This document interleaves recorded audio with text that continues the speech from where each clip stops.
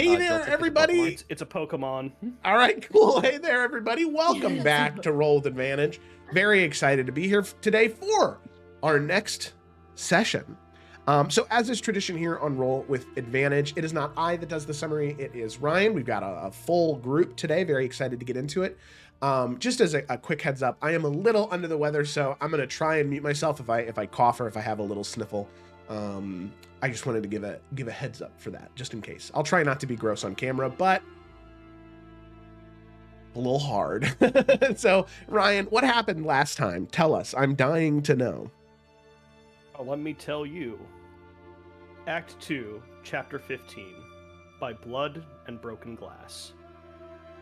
The session opens back at Crown's Rest, with Rohavi Varison making a surprise visit to King Talon himself. He acknowledges hearing the recent struggles with Adaria finding a new treasurer, and humbly suggests himself for the position, listing out his numerous experiences and saying that it would be the second greatest honor of his life to receive the position. Talon questions him on what the first would be before the scene fades away. The battle breaks out between the King's Hand and the pirates, with Elim joining the fray from stealth. The heirs are quickly able to take advantage of the battle, with Xanthi landing a killing blow on Captain Roquette. Retreating back the way they came as an automaton of the Sanctum Depths pursued them, they successfully escape as Via uses an item from the depths to seal their escape route behind them. The King's Hand takes their rest and take watches to make sure that they are not being pursued. Xanthi speaks with Torwin, questioning what he would do after their mission in Solele was complete, encouraging him to return to House Astralor and serve his Lady Paramount. Torwin says that he wants to find a position for himself where he could serve the common folk who have no one to protect them, as a hedge knight, perhaps.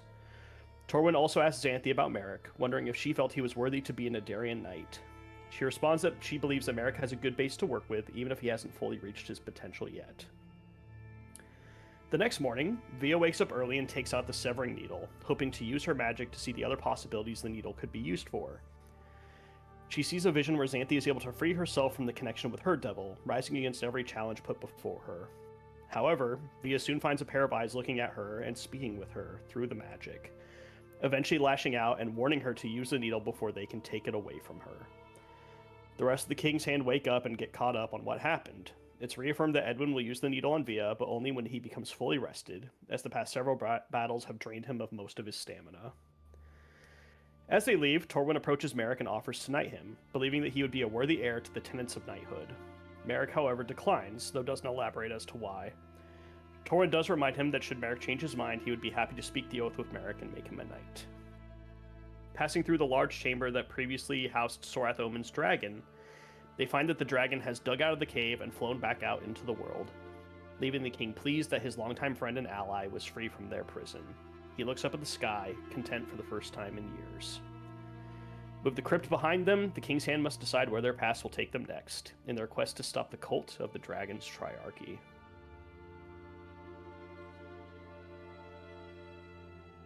Okay. All right. Fantastic. Sorry, there was something really important I had to put in the chat before I'm done now.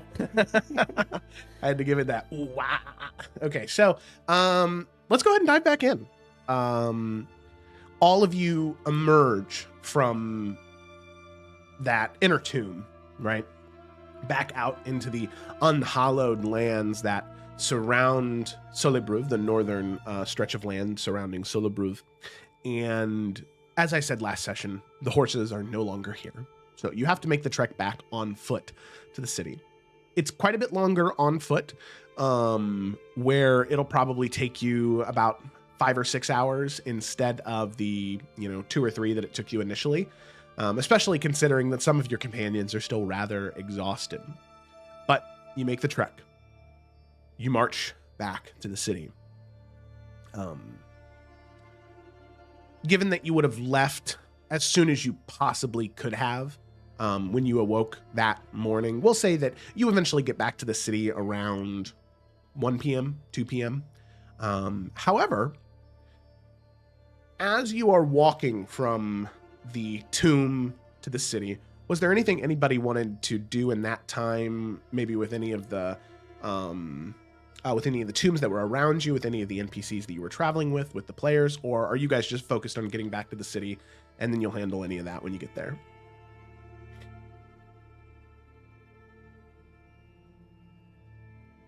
No, I'm good but, personally. I did expend my bones that went into people's eye sockets last session, so I'd like to collect some more. Okay. There are plenty Legion of terms. there- Like discarded things on the ground. No. there are I plenty don't of go inside anyone's tomb and disturb their slumber. I No, just there's- say, hey, look at there's- that, I'll grab that. yeah, there's plenty of bones on the side of the road from skeletons and zombies that had been slain in the evening, that left pieces behind. A skeleton can Take only some of get hit those. so many times with a mace before some shards start falling off. So you pick up some pieces, you replenish that your bone shard pouch.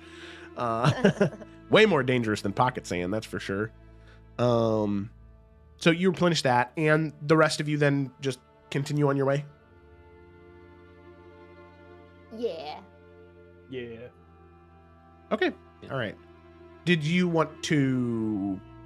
John, did you want to try that now or after Edwin had rested for a few days? Yeah, Edwin needs a rest for sure. Okay, perfect. That yeah. makes sense. All Long right. rest, right? Once. Yes. Oh. I Yeah. know why I have low damage. I remember now. Okay. Never mind. So you make the march back to the city. Those 5-6 hours pass, and eventually you do arrive. However, as you approach the gates, you can see the gates are partially shut, not all the way, but traffic is confined to one of two singular lanes, either people heading out into the unhallowed lands or people heading in to the city. And each person, as they pass the threshold of the gate, they are stopped.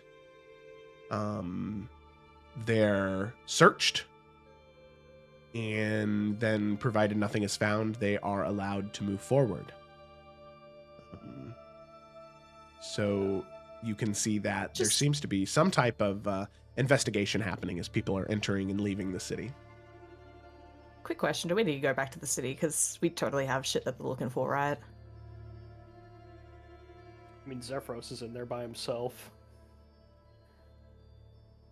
Who has the items? Merrick has the... I guess just keep you two outside and get And you- Zephyros. I have the rapier. Well, We don't own a But bag. that's not for from the. pets. Yeah. Oh, I see. Yeah. Do we It's not just own the a lance bag and the of needle we holding? should keep out. we do not. Mm-mm. We need to buy a bag of holding. Jesus. If But it also- Edwin- The like mechanical things saw our faces as well, or I don't know. Do we think they'd have descriptions out, or they're just looking for things? Well, I mean, they're searching everyone, so I mean, it doesn't seem like they're looking for specifically looking people. It just seems like they're searching everyone. So Shit. So I was thinking, alternatively, if we want to like be extra safe, we could stay out. Kaylin go in with disguise, get Zephyros, move on. That's I why mean, I if we asked all- if anyone had anything they want to do in the city. You know. Was our only goal at the city to get him?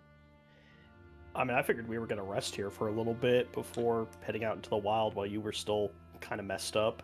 Yeah. No The, offense. I will say the only thing that, like, canonically that you guys need within the city right now, aside from Zephyros, which arguable, probably just leave him behind, but Don't need him, but in order to get to the Um. Scorched Sepulchre, that sort of like final destination where the phylactery piece and some type of weapon is, you will need to recruit clerics from a church within Solebruve and head back out into the Unhallowed Lands, because the Scorched Sepulchre is, I think, 2 days north of Solebruve, so you have to stay the night in the Unhallowed Lands and like sleep while the undead berate whatever protective field that you summon. Can we get the map of Solede again? and then Oh. also, while Joe's pulling that up, just before I forget. Also, we need to talk to Zephyros because we also need to figure out what container can hold the lantern, because True. it's gonna start really fucking up So- Merrick here in the next 36 hours.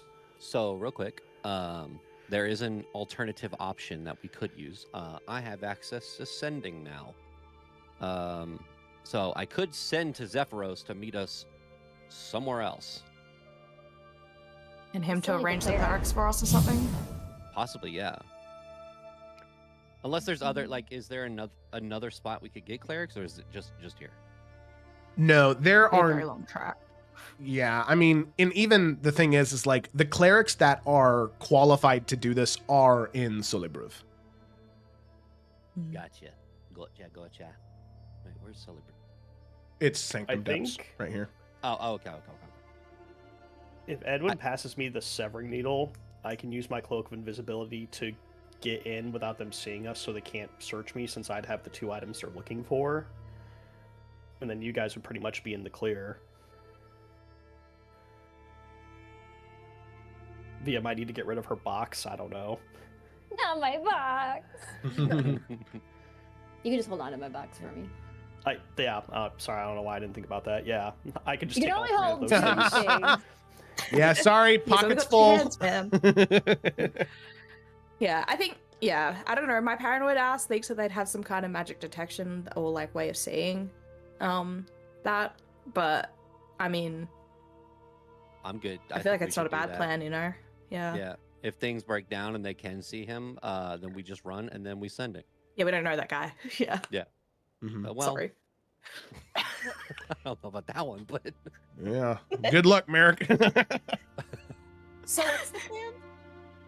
Merrick's gonna be Holds invisible. everything, and then Okay. we go in. Sounds Yeah. good. Mhm. And then the second plan Hello, is Neil. if they find out, we run. And then we Okay. tell Zephyros, meet us somewhere That'll else. go well. Yeah, okay. We I mean, like, fine. watching them from afar, if Merrick, like, pulled out his spyglass, does it look like they're, like, casting Ah. spells as they're searching people, or is it just they're looking through bags? Yeah, as you unclick the very, very nice spyglass. That sees through illusions in case that comes into play all of a sudden. Yeah. So I would say, does Merrick make a perception check for Merrick real quick? I just want to see if he can sort of pick up anything. 13. Do you want to What? use one of those important rolls that you just Wait, what did? the fuck?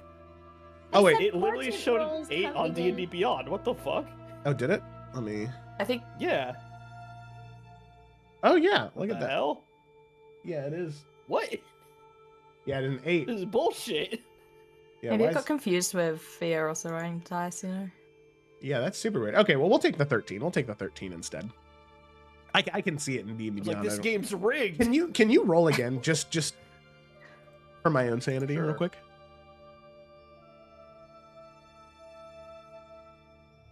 $21. What? Those What? numbers don't line up. What the They're fuck, not man? the same number.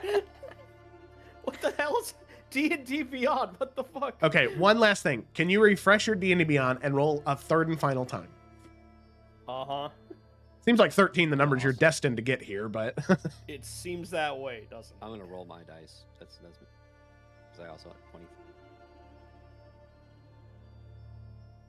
they are Wow. all What different the numbers. actual hell is going on? I mean, it's probably something with the Yeah, extension, whatever yeah, it's called. yeah. They are not tracking the correct numbers. Might be It's just like suffering telling it to from roll instead of using the roll. might be suffering from some depreciation here. That's good. That's good. Okay. All right. Well, for any rolls that we do make this session, just keep an eye out on D&D Beyond, and that's what we'll worry about there. Okay, so 13. Yep. So Merrick with a 13. It seems as though the only thing that they're really doing is they stop the group or the individual. They pat them down. They open any bags they have, whether they be saddlebags. They search through any carts and any personal belongings that they have. Like if they have jackets or anything, they'll look through those pockets. And it seems as though the only pattern that you can recognize, only from 2 or 3 individuals of the line of about 50 that you watch just as you guys are on a hillside looking down, seems as though the only people that are getting extra special attention are tieflings.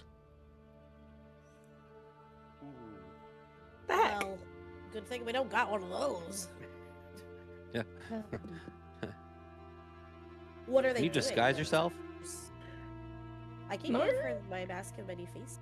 I So also could cast invisibility on her. Hmm. The only thing that they're doing is they're pulling them off to the side. They're questioning them. And then every single time they let them pass after asking them a few questions. And it's all tieflings, not just white tieflings. Correct. It is all tieflings. And even, what? Oh, man. Maybe it would be good to know what they're watching. There are a Yeah, I was few. gonna say, I mean, if it's still letting them through. There are a few individuals who armored individuals who seem to have like antlers on their helm, or any type of individual that has adornment sort of sticking out of their head, whether it be a helm or their actual head. Those are the people that seem to be being pulled over. So the individuals that match the profile of a tiefling, not just tieflings. They really just don't know what a tiefling is. I don't remember if this got brought up, but was it said at any point that the automaton that was chasing us had like thermal vision or something? No, so I said something. Okay, but we don't know that. I would I let think we do. Via make a history check. I'd say Via and Xanthi, because both received, you know. Okay. In D&D Beyond, I got an unnatural 20. What Let's did it? go. Oh, but Xanthi got a natural 12. Oh. Oh, but I mean, my I'll let Foundry do that one. God, this is a nightmare. Christ. This is an absolute nightmare. Foundry wants me to have a natural 20. Who am I to So go with funny. D&D Beyond's 3, you know? Like, How is it so off? That's so funny. I Holy think it's just not communicating at all. That's Yeah, it's awesome. not. Okay, I think Would it- it's initiating a roll, and then yeah, would it be just easier to just, like, stick with Foundry if, like, from now on or something? Oh, no, I- you do. Just so we're not having to That's constantly Very go back to convenient chat. for you to roll a natural 20. That's a From now natural on, 20. from now on, I'll take my 3. It's Well, fine. I do think just because I forgot about the whole sound effects thing. Let me try It's this. easier than having to reference back. I did not update the D&D Beyond character sheets on Foundry. I don't know if that has anything to do with it. Because we leveled up. Yeah, so the character sheets aren't the same. So Xanthi, go ahead and roll again. I just updated yours. I don't know. We'll see. 16? Yeah, no. Fuck. What the fuck? But like I said, I think from now on we should just use Foundry because it's Yeah. easier than having to go back to I'm D&D okay with Beyond. that, as I long as we're agree. And it's just right there. Yeah. Yeah. I agree. Okay, all right. So then in this instance, we'll use the 3 in the unnatural 20, as opposed to the natural 1 and the natural 20. Okay. Yeah. All right.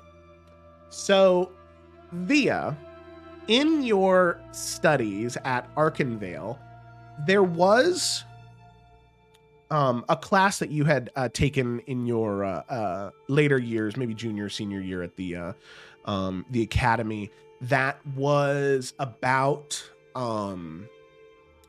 arcane manipulation of constructs, and how there had been recent developments in technology pioneered by the mages of Mirios all the way across the globe. Well, not globe, I guess, across the disc, to pretty much allow Plain. mages to have control over a construct. So pretty much they would like attune to an amulet that was created with some type of steel golem or some type of construct, and then they could effectively pilot the construct in the same way that an individual sort of relinquishes all feeling to do something with like seeing through a fine familiar. They figured out a way to do that, but through constructs, and even could imbue spells into the construct, which is something that Via would click with because that creature was casting Hold Person with its sort of magical beam. So one thing I would say with a dirty 20 is it seems as though they can see out of it, but it's very, very, very blurry. It is not the best in terms of being able to actually investigate or to see. They're more so meant to be enforcers to stop things or to destroy things, not necessarily for recon. Mhm. Yeah. Okay. Via will bring that up once Merrick brings up what he sees too. So.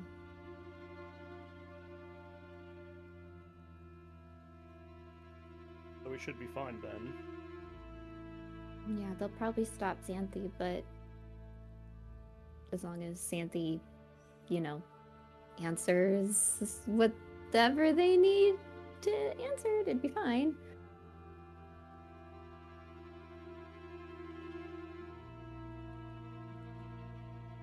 All right. Well, shall we go then? Think Yes. so. Here's the sever needle. Thank you. In my box.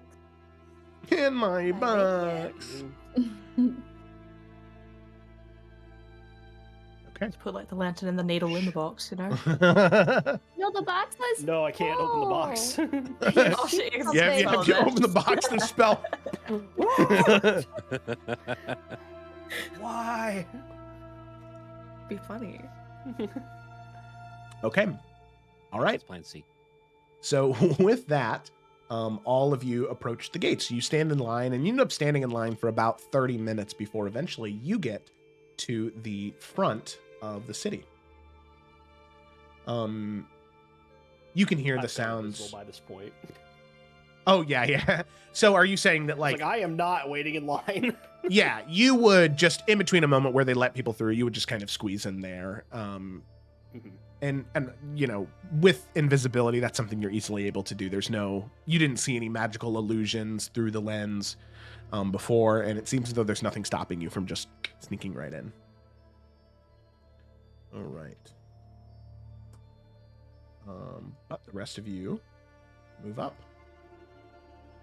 And one by one, you all are stopped and searched. And two of the guards, they approach. One of them comes up to you, Xanthi, and says, "Please, follow me. We would like to ask you some questions." Is there a reason for this? Yes, there is, None of but the other companions are stopped. no, we have descriptions of an individual that match someone who was, well, in a highly restricted area. It would be best if you just follow us and answer these questions. So be it. Very good. And they pull you off to the side. They don't pull you into a separate room, but the same guard that asked you to step aside, he says, "You were north of the wall last night, yes?" Unfortunately. Did you witness anything unusual in the fields? Any figures, any lights, any movement that wasn't undead or your own companions? Well, in all honesty, I was hardly looking for anything. Mainly just ensuring that we didn't have to have any encounters with the undead. It's hard to prioritize anything else, is it not? So then you stayed the night there, avoiding this undead. How did you avoid the undead?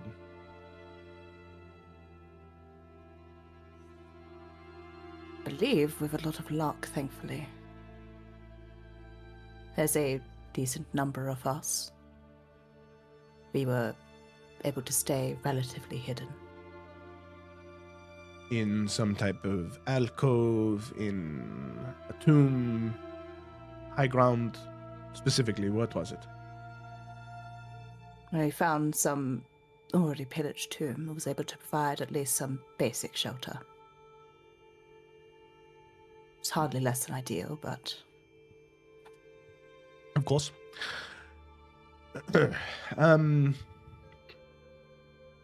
Finally, are you or anyone in your party carrying goods, artifacts, or items of unusual origin?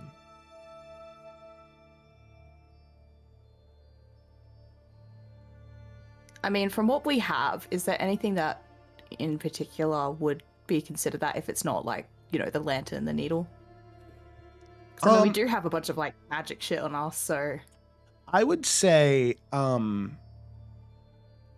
mean, the crown, the bracers, Xanthi's bident, Kalen's, or I guess Roquette's sword that Kalen now has, the revolver that Merrick now has. Oh, I guess Merrick's not with you. yeah. So I was thinking, like, oh, there's like, do There's- they consider that or? There's a lot of stuff. I think that's your call if you want to divulge that, but it seems as though they're more so asking about artifacts specifically. So like supremely powerful magical items.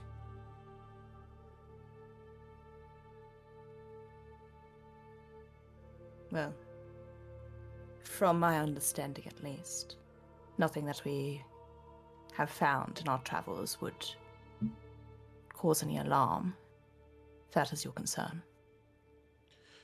But you do carry some type of unusual items or, well, items that are at least remarkable. Magical items, perhaps. Magical items, yes.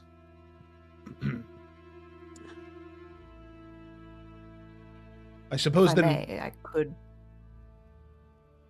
I could show you the kind of things that we have. I just ask that you do not be alarmed.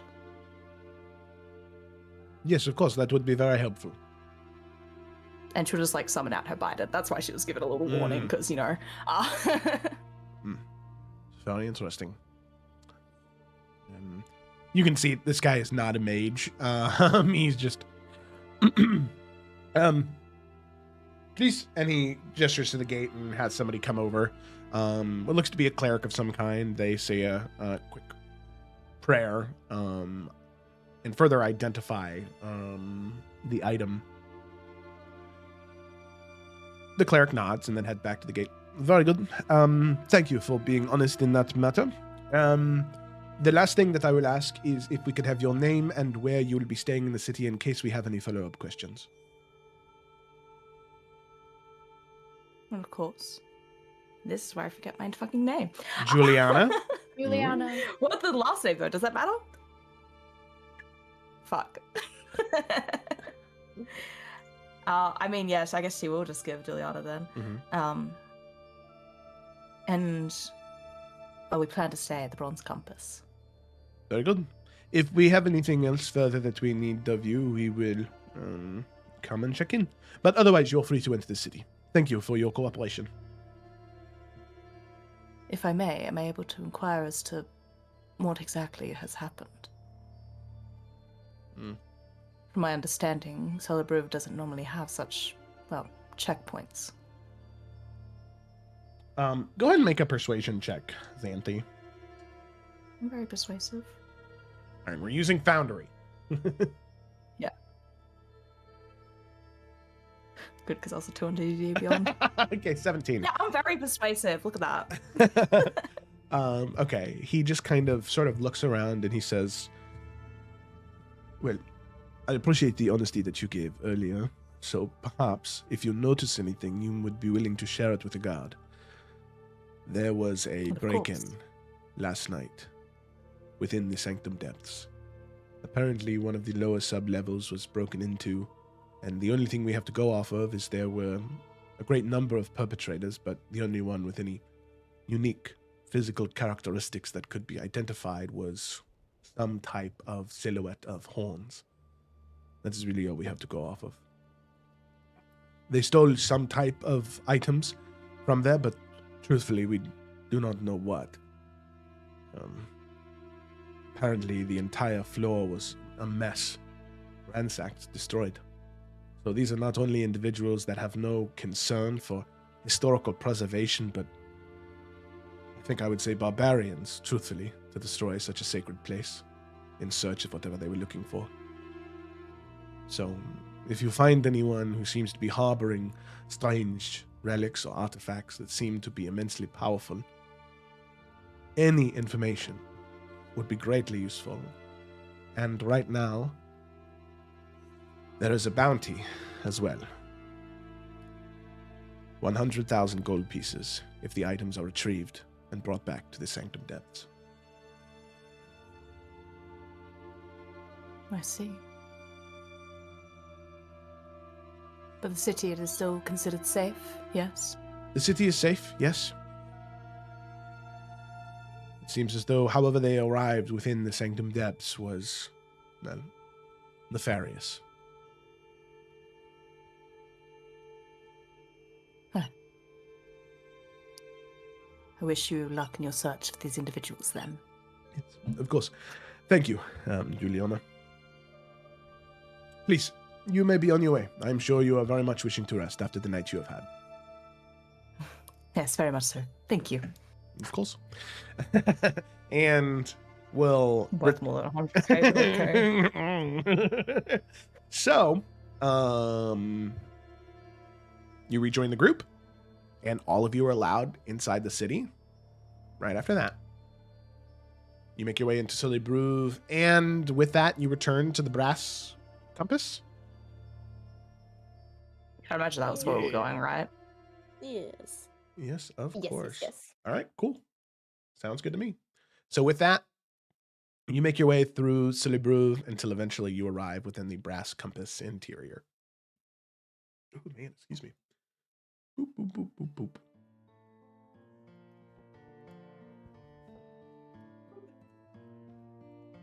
Sorry, I had to cough. So, all of you make your way in. The warmth of the hearth in the common room splashes over you, and it is such a relief to be within not only a warm building, but a safe building, as the past 24 hours have been rather precarious. Elim will head to the counter.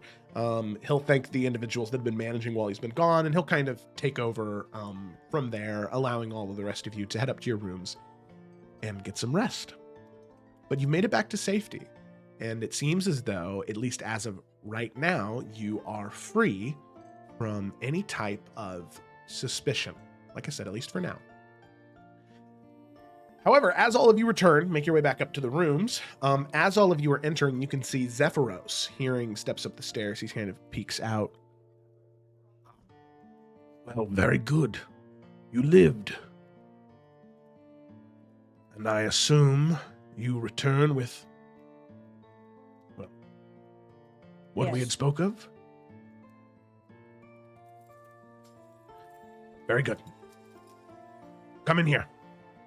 While all of you are gone, there was something I prepared. You Yeah, go into we the head in. room. Okay, Yeah. so all of you kind of file into Zephyros's room. And you can see in his room, there are two medium-sized lead boxes. As soon as they sort through, well, what was taken and they figure out the items, they'll begin searching for them. They'll search every single building in Solele and every single crate heading out. With these, they won't be able to detect through them.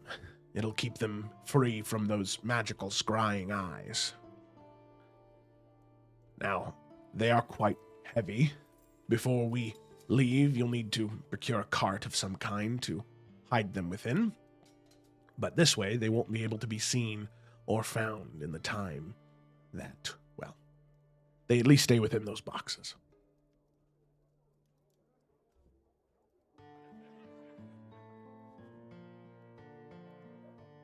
Perfect. Thank you. I figured that while I was stuck here alone, the least I could do was be useful upon your return. Now, if you'd like, we can move these into one of your rooms. That way the items are, well, I'm sure you will feel they're more safe under your gaze than under mine. That's a good idea. Yes. Well, please take them then, and lock them up, and I encourage you. I understand it was out of necessity, but looking to you, Merrick, any longer holding that thing, I don't think it would let go of you. That was Merrick's hand, by the way. Luckily, with the lantern being in the bag, it has just been, kind of pressing up against him. And Merritt can feel this like soreness on his back. This like dull ringing pain. And then as Merritt goes to remove it from the bag, it like singes part of his hand just to set it into the lead box. And you can see there's like this, not like burn marks, but like parts of his palm and his fingers are like wrinkled and old. And eventually the skin starts to return to a normal hue and a normal texture. But it was like it was sapping the literal like life from your hand as you touched it.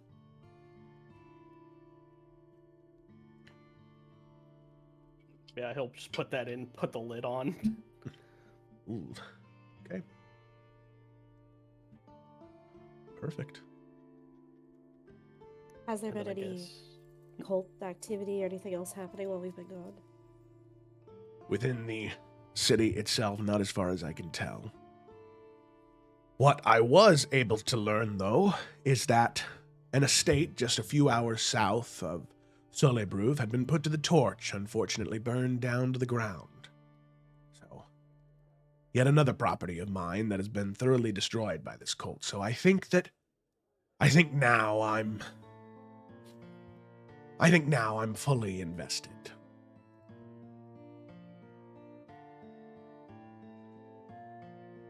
Sorry to hear that. Quite all right. I suppose I'm just thankful I wasn't in it when they put it to the torch.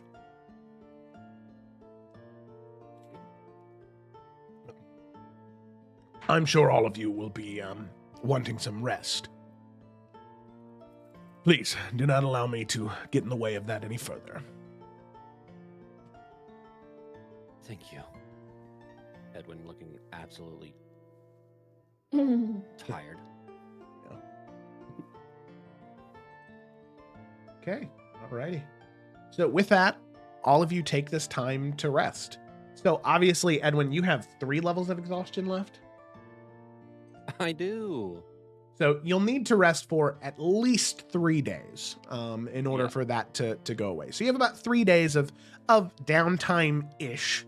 Not exactly stress-free, as there is the city is at least on this sort of partial lockdown. But still, commerce happens. You can still go out into the city and can still do things. The items, at least as far as you can tell, are safe here within the lead boxes. They can't be discovered.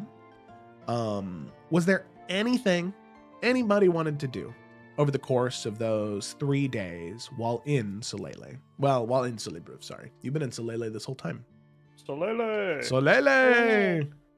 Yeah, I do. I got stuff. Okay. So I guess I can go first. She Delightful. will ask Elim Mhm. if there's any Adarian native stores, maybe specifically something that might be like working at a jewelry store or some sort of like jeweler of that kind. You know, I'll say I don't think there's any Adarian born and bred, but there are a few jewelers that specialize in the craft of Adaria. Here, and he'll kind of go to a map and he'll kind of mark, where it is. That one right there, you should be able to find whatever it is you're looking for. They do Adarian jewelry quite well. Great, thank you. Mhm. And she will take that little map and then go to that store. Okay. Yeah, it's a very fine establishment that you enter. Very high Ooh, class. Real quick before I went, could I have... Never mind. I think it's okay, actually. She will keep going, yeah. Okay, all right. I was like, wait a minute. Yeah, it should be fine, actually. Okay. So, you head in, and it seems as though there's tons of jewelry on display behind locked glass cases. But there is a jeweler at the very far end of the room that currently seems to be working on a piece in public display so people can admire the craftsman. There are a few individuals that stand around just watching him work, but There's no one there to greet you. You're free to peruse, to look around, or to approach the jeweler if there's something in particular you're looking for. Yeah, she'll start off just looking around just to see what's kind of got going on, like the different like areas. I think she's looking more for like some sort of like charm bracelet thing that like has the ability to like put Adarian like charms or anything that like goes with that Okay. kind of vibe. Yeah, there are definitely some more some bracelets that seem to be more simple, so they can be like accentuated with additional charms or jewels or gems. You find a couple of those that are rather nice in terms of their craftsmanship and the material that's used. Most of those are anywhere between 150 to 250 gold. Okay. Yeah, she'll just kind of keep an eye around that area, and then once the jeweler is like finished, and it doesn't seem to be busy anymore because she's just kind of lingering, she'll then approach the jeweler and ask a few questions. Well, hello there. It is a pleasure to meet you, madam. Is there something I can help you find? Yes. I initially was just admiring all your work. I'm looking for a mother-daughter gift, actually. But I'm from Adaria, so I'd prefer something that like leans Adarian. If there's I knew someone that said that you had kind of specialized in similar craft. My initial thought is maybe a charm bracelet, because in our culture, creating something kind of like adds that personal vibe. So I'd love to maybe choose a few charms that like, really call back to our family and everything. So maybe anything like that. I would be happy to assist you with that, madam. Of course, Adarian, I hear it on your lips. And you can see the thin, wispy, elvish man has this very thin, kind of curled mustache, but clean-shaven otherwise. Hair's like all gray and slowly beginning to kind of fade towards the back of his head. But very soft, soft light blue eyes that he just kind of listens very intently to what you're saying. Very steady hands as he nods and says, That is something that I would be more than happy to assist you with, madam. I saw you looking around over there at the bracelets. I would be more than happy to make the modifications to them to further reflect the, Adarian craft. Were there any charms you had in mind? There's things that if you were to give me a day, perhaps, I could make from scratch for you. That would be great, actually. And then Joe, I'll provide you the list. Of course. But yeah, so Okay, she cool. will kind of get out the paper that she already had like ideas for and kind of talk him through what she was thinking. Well, whoever your mother is, she is very lucky. This is very thoughtful. Thanks. I will say I'm trying to pay for all of this out of my own pocket right now. I have quite a bit of gold still, but I don't know how much use you would have for this. And she has 1 ounce of fairy dust, and so she'll pull that out and see if that also goes for anything. I have worked with magical ingredients from time to time.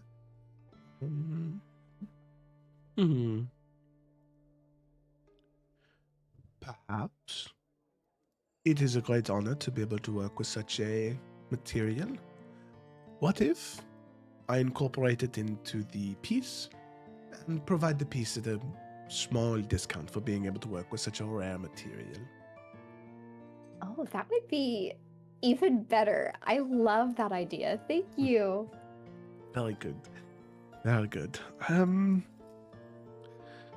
So, what do you say to, let's see, how many charms did you want to add to it initially? Probably 5. 5, Nothing, okay. like something that it can be added to, but like has a good amount to look like a bracelet.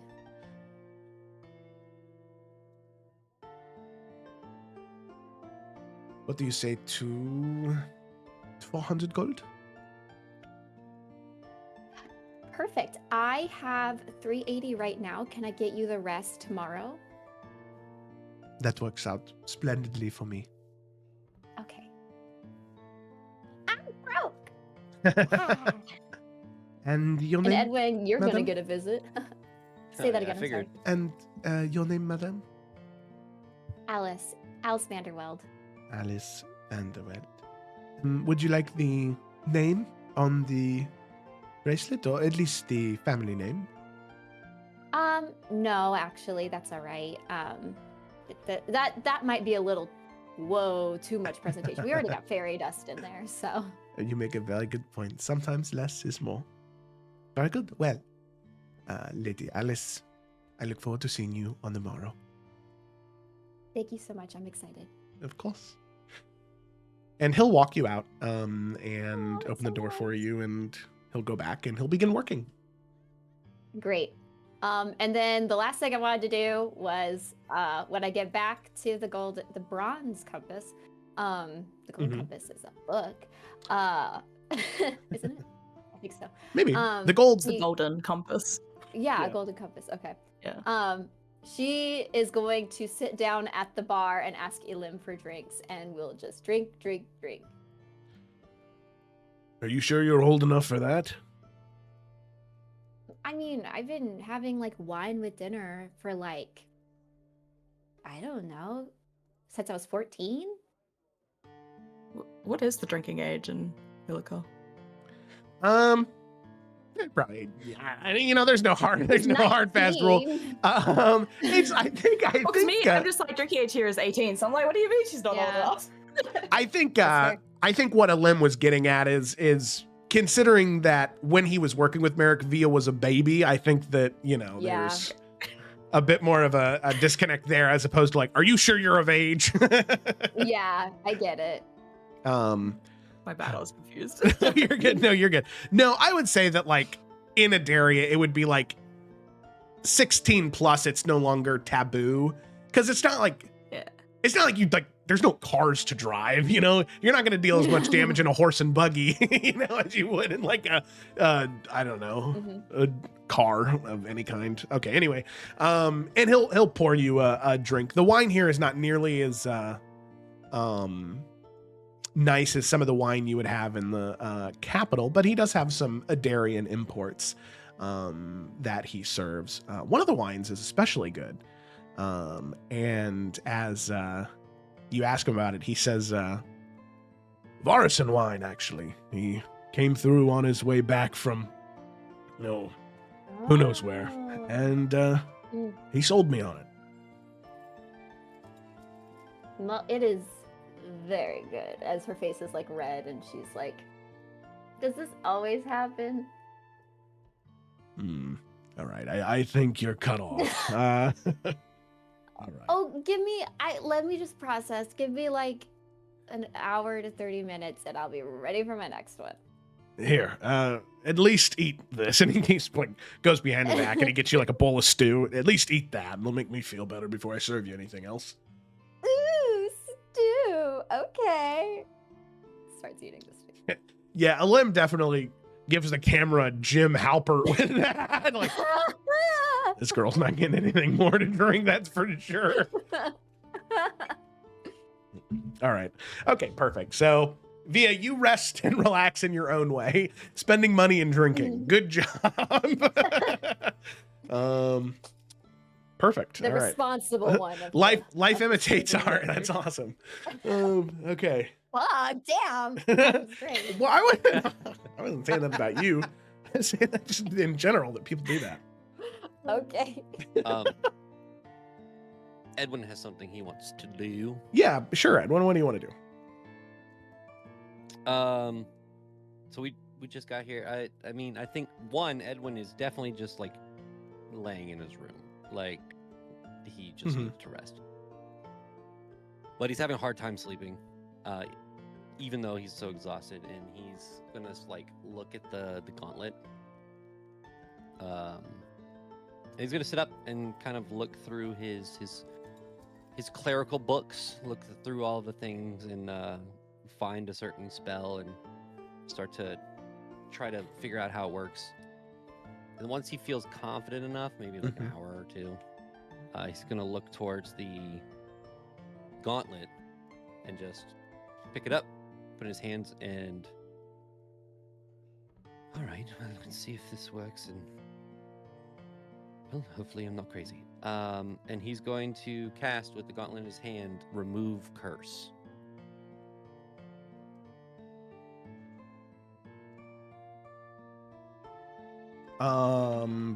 What's the target? Ooh. The gauntlet? The gauntlet is the target, yeah.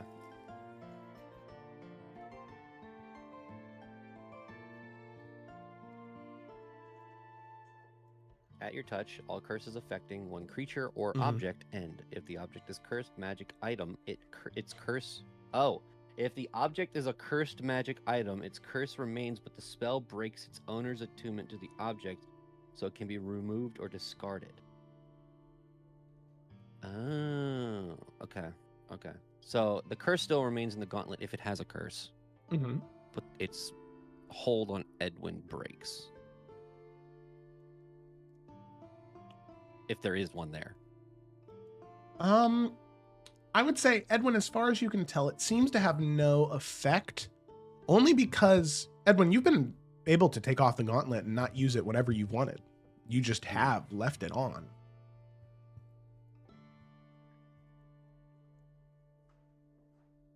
You don't feel any thread snap when you cast it. You just feel this feeling that you've always had. Take it off if you want. So he's holding the gauntlet in his hand, and he's just like, Well, either that's good, or I'm not good at this. All right. And he puts the gauntlet on and doesn't feel any different, and... Well, hopefully that worked. Or didn't need to work. I don't know. He's gonna put the gauntlet down. He doesn't have... No, he doesn't. Okay. I think he's going to, before he falls asleep, he's going to start praying. And he's just going to start asking Paylor for more guidance, but also thanking Paylor. Thank you for being there when I needed you. Honestly, as much as I've been, a cleric, and I don't know how this works. It's not really gods we pray to. But I felt like you were there, watching. Is there any sign you want to give me, or no? All right. Thank you. I'm hoping I'm doing what you ask, and at least justice to your ideals. And he waits. No? Right.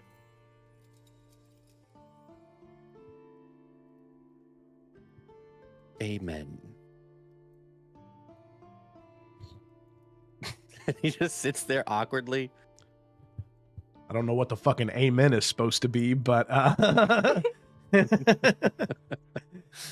don't know what they say in this fantasy realm. I think you just conclude your prayer. Okay, sorry. He says, and that's it. You don't need to say that. And scene. You just stop. So, Edwin, you break from your prayer, from that focus, that feeling, and you sort of stand back up and pace a little bit in your room and then lay back down, just trying to find some amount of rest. And as you're in that moment of when you lay your head down and you feel like you could just fall asleep then and there, you feel this warmth on your cheek. And as you kind of shake your head back awake, The day has been mostly overcast, snow slowly falling, but the snow has broken, and the clouds have broken just a bit as the singular ray of light hits yours and Merrick's window to shine down on your cheek and warm your face. And as quick as it was there, it goes away. The clouds cover it back up. And in another 20, 30 minutes, the snow returns. But for a small moment, there was this sunlight of relief. Yeah. Edwin laying down smiles and in his mind just thinks, all right, that's all I needed. And then he's going to pass out. Okay. Yeah. Honk shoeing. All right. Sounds good. Yeah. Okay. So Edwin rests. What about the rest of you? I also had a thing. Oh, no. Go. Yeah, we'll go with oldest first here. So Gemma, Xanthi, what do you what do you want to do? Cool. Do you want to talk to Octavia actually? Are you still being a drunkard or? Yes. Okay. So so Xanthi, Oh, this works perfectly. as you go to find Via, how much time has passed since a limb gave you the bowl of stew, do you think? The bowl of stew is gone, but she did get another glass of wine. Okay. She took it from somebody else. She said, "Can you order this for me?" So, And then they gave it. Oh so my god. So Xanthi, I'm paying for all this. as you come down the stairs, Vibes, baby. You ever been a girl at a bar? I'm just kidding. No. you see Via like holding a wine glass in hand. She's just not unsteady, just a little unbalanced as she's sort of sitting in the stool. And you see a limb. He turns around, smile on his face to look at Via, and says, "Where did you get that? Hey, give me that. You don't need another one right now." A friend gave it to me. A friend gave it to you, really? A friend. Mhm. Alice, Even though they didn't get me the good one. please, if you could give that to me. And then he sees out of the corner of his eye. Well, he smells first. I'm not stinky. Stank. So he's the least stinkiest person in this party, let's be real. Listen, I think you may want to give that to me before someone else has something to say about it. And if you turn around, you can see Xanthi, you heading down the stairs. I might need this still. Nope, that's mine. Give it here. Fine. Juliana, correct? Yes. Is there anything I can get you, miss? Not presently. I have just come to speak with my companion. Yes, of course. Well, I'll leave you two to it. If you need anything, don't hesitate to ask. And he'll... And I think she gets the kind of look at Octavia. Well, if you need anything... She looks at Octavia for a few seconds, and then just back at Ellen, it's dagger eyes of why have you gotten my sister drunk? So as I said, if you need anything, just let me know and he'll walk away. And then she's just gonna put her hands on Via's shoulders, kind of like squeezing and pulling up a little bit. You know, I think it is time to retire to our rooms, yes? I mean, I'm having a really good time down here. I promise you will not be for very longer. Please. Right? Got it? Let's go. She'll follow you. And when they do get back to their room, she's gonna close the door and just... Why exactly are you drinking so much, Octavia? feel like I've never seen you this drunk. Is this what you've been doing at Harkenvale as well? Okay. So, is there everything that I'm gonna do just gonna be scrutinized for the rest of my life? Like, I'm allowed to process how I want to process, okay? And what exactly are we processing? Everything. I can't. Wait. Pick where you want to start. I don't keep a lot of secrets. Everyone knows every single fuck up I've had. Even Dad knew things before I knew things, and apparently, I don't know about you. Do you feel like a pawn? I feel like a pawn.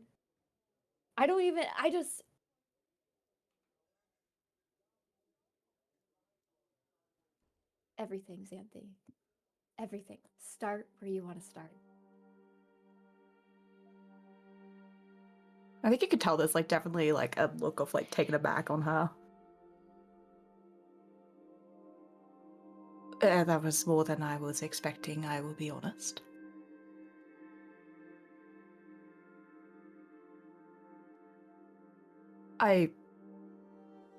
I'm sorry, but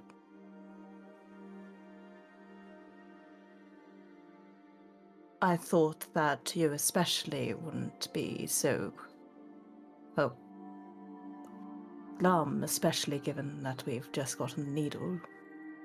Reverses at least one of your mistakes. But it ruins something that's important to you in the process. It's just another mistake after a mistake. And then even when I try to use this gift that I've been given, it just puts me in more danger and it scares everybody. And I feel like I'm just this walking bad omen. And anytime I want to do something to make it right, it sounds like I'm ruining everyone else's life. And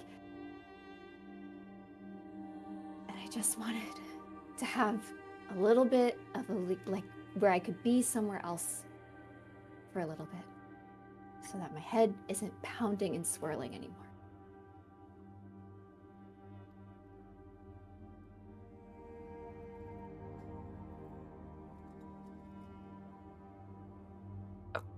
Octavia, I feel like a lot of ill fortune has followed all of us here. I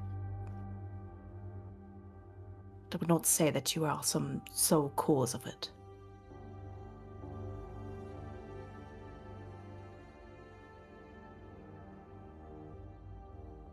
Okay. It just feels that way.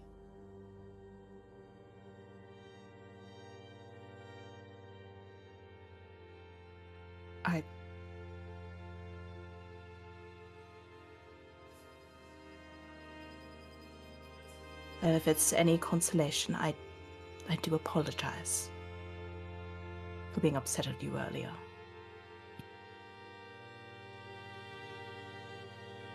I mean, I understand why.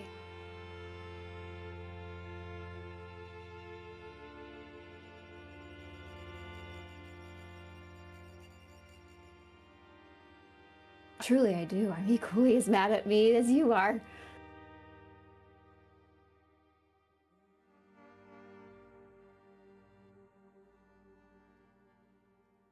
And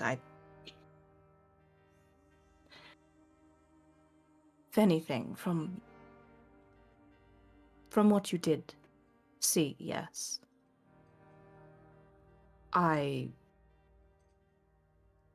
even in receiving the needle, would still need to deal with that devil. It's what you saw, yes?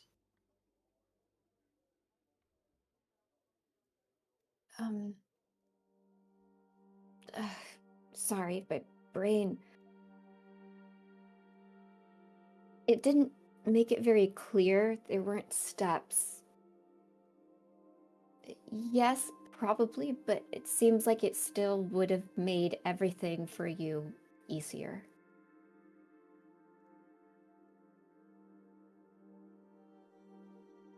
I suppose, but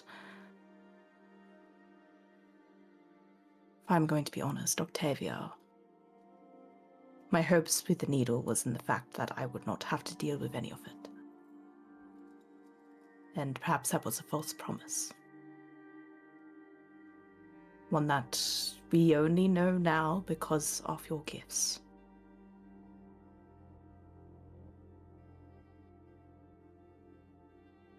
And perhaps that knowledge is still valuable. And perhaps shows that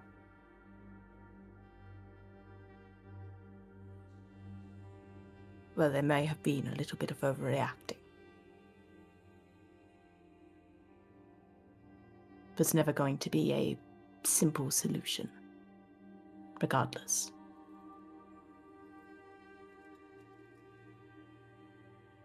Suppose I cannot blame you wholly for that. And I perhaps was wrong in doing so.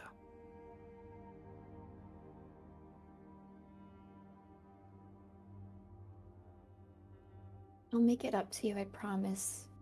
I want to help you and make this easier for you, or as easy as I can for you. I will do research. I will provide any details that could help. I don't want you to feel like I want you to feel alone.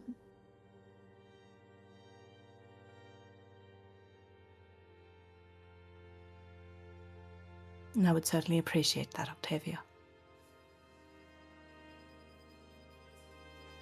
And she'll kind of like move over and just kind of give like a little half hug. Oh, You're a but good kid. as soon as you give the half hug, full dive into your stomach hug, just like gripping Okay. you very tight. And it feels like you hear. Are you wearing your breastplate? I mean, I imagine they've been back for at least a little while. She wouldn't still be wearing it. Okay, your shirt's wet. She's crying. Nice. And she'll give like that like awkward like comfort pat. Pat.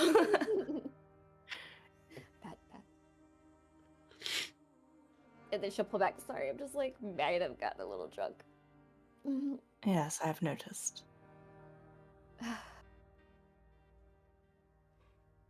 I love you, Xanthi. I love you too, Octavia, and you will need some rest, but I admit there was something else I was coming to you for. Oh. Let me hold on 2 seconds. And she like blows her nose. It is brief. I will not keep you very much longer. Okay, no problem. Yeah, what's up? You still have that crown, yes? Mm-hmm. I should like to have it.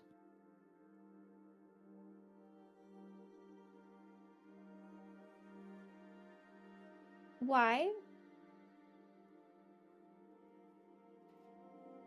I think there would be some wisdom in using such a thing. We saw how yesterday went. It was only just in our favor. And you saw the state that Edrin was in, still is in. Mm-hmm. Mm-hmm.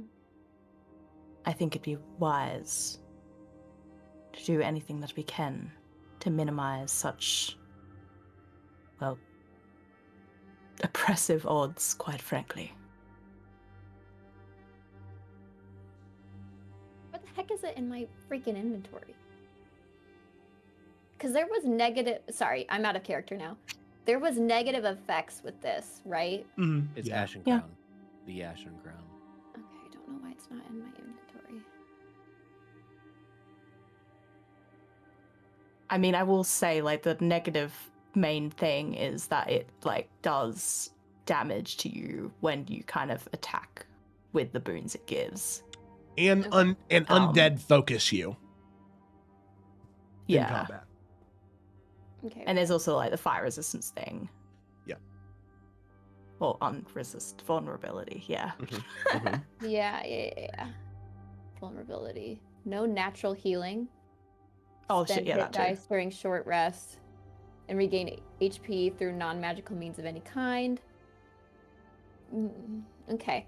Via will take that moment to kind of think about it. I'm not like, I see exactly what you're saying and I don't disagree fully.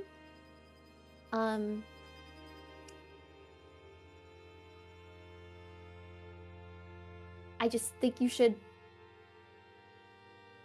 think about it for... I already have, Octavia. But it's like, we just got back. Like, we haven't even spent like a whole night. Like, you know, maybe you should think about it because it's like, you know... But I also believe it is safe to say that out of anyone here, I am perhaps the only one that would be able to use it. But it makes your skin look so ugly, and you're so pretty. You don't need to talk about that part, Octavia. Clearly the worst part.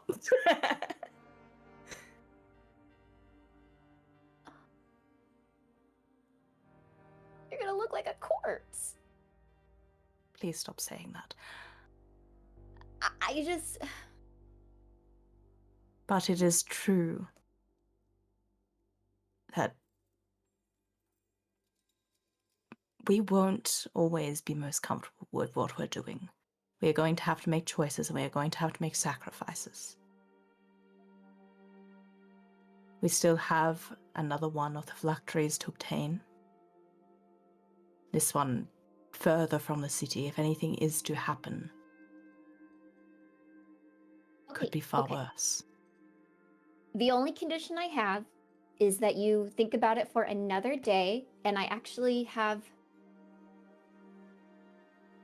And then I promise tomorrow I will have no qualms. Okay?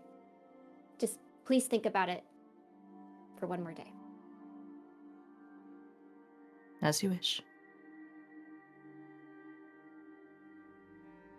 Because I did have my own plans for it, but they're not as important as what you're saying, so... and I was not going to wear it, so... So what exactly had you planned for it? I think I want to start my own archive of things that we're finding.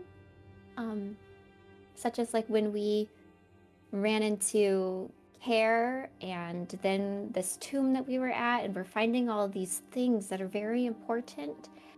And maybe one day I'd want to start almost like, not quite a museum, so archive I think is the best thing to like call it, to keep these artifacts safe and preserve history. And so I've been trying to, I don't know, it's brand new, but I would like to do that, I think. And she does smile. I think that is a wonderful Octavia. But Perhaps... obviously you could take it off and put it in there at that time, so it'd be fine. Yes, then I make a promise to you now that I will, once all of this is hopefully over, I will contribute it back to your collection. Thank you. But one more day, and then I'll give it to you. One more day. Okay. Also, I think you should read over everything again because it might be a little crazy. Some of this stuff. I have, don't worry. Oh, you have? Okay, because I'm like, yeah. This is really intense. All right, well. Sounds good. Yeah, that's Okay. it. Yeah. But you do need rest. You can have a fun morning tomorrow. Yeah, that was also part of the plan. Distracting with pain. It's great. Right. Just please don't make it part of your plan for much longer. We still have business to do, Octavia. That is still important.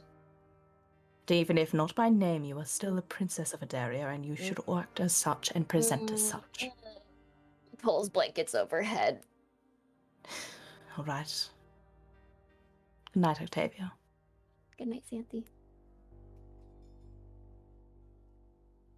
Perfect. All right.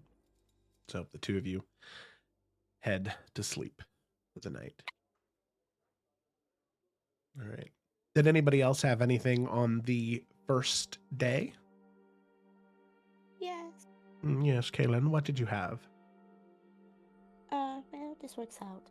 I think once everybody goes to sleep, it would be pretty late on the first night. She would kind of, I assume all the girls are sharing the same room. Mhm. Is that what we decided? Yeah. As quietly as she can, gonna get out of bed and kind of like putting her finger to her mouth to make sure Samson stays quiet. She's gonna try to veil walk. In the room? Yeah. Okay. Because the people who she wants to see while veil walking are in this room. Okay.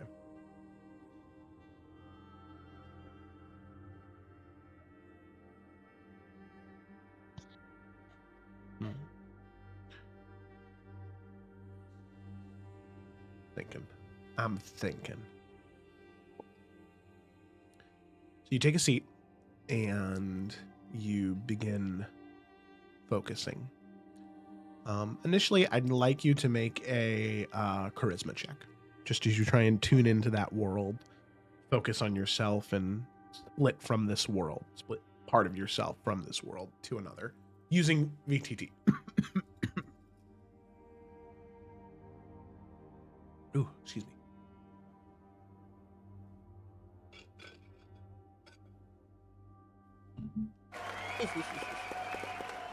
Been training for this moment all my life.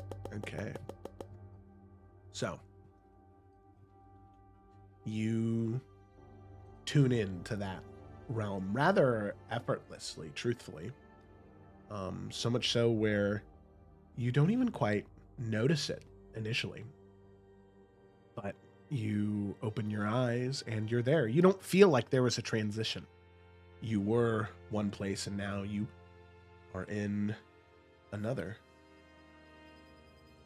as you veil walked. You can see Samson is here with you also. He looks at you and he nods. Good job. He seems impressed. She's going to purposely look over her shoulder to see if the big Samson is there. They are. They seem closer than what they have been before when you veil walked, though. Great. I don't know, has she cast a spell while veil walking before? I'm not really sure. Nope. She's going to, looking in his direction, she's going to kind of put her hand out and she's going to druid craft a flower. And she's gonna hold it out towards Samson. You can see that large, oaken face and mask and sort of twisted, gnarled horns. Looks head cocked. And it'll reach its hand out, and it's this strange optical illusion almost, as it feels like the hand is getting longer, but also Samson is getting closer. And you're not sure if it's always been this way, or if this is some strange twist of the realm you're currently in. But you realize just how large this creature is. As you look up, 40, 50 feet in the air, eventually it slowly slinks down. Its face I mean, one of its eye sockets as tall as you. It ever so delicately reaches out and will pinch the stem of the flower. Like I said, ever so delicately.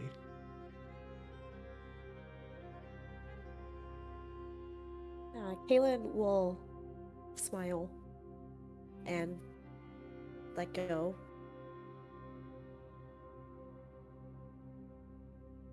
And Kaylin, you feel something.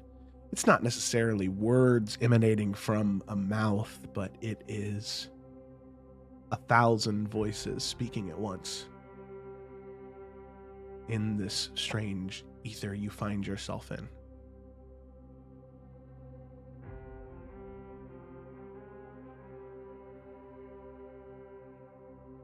This is a gift.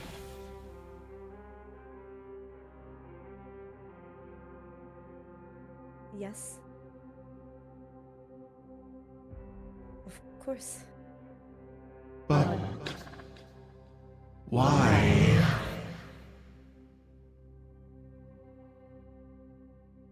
Because you are my friend. And whatever comes next, I want to ask you to continue to watch over both of my sisters. It is a gift that pales in comparison for what I ask.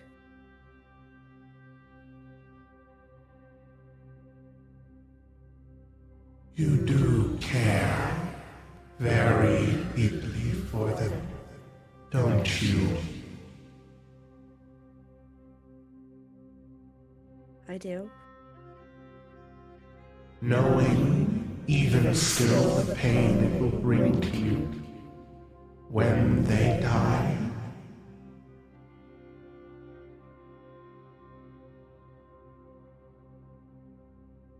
Yes.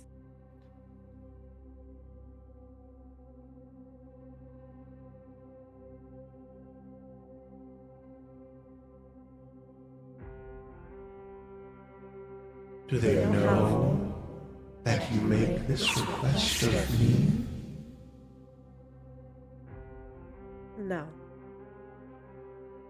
But that is okay. Good.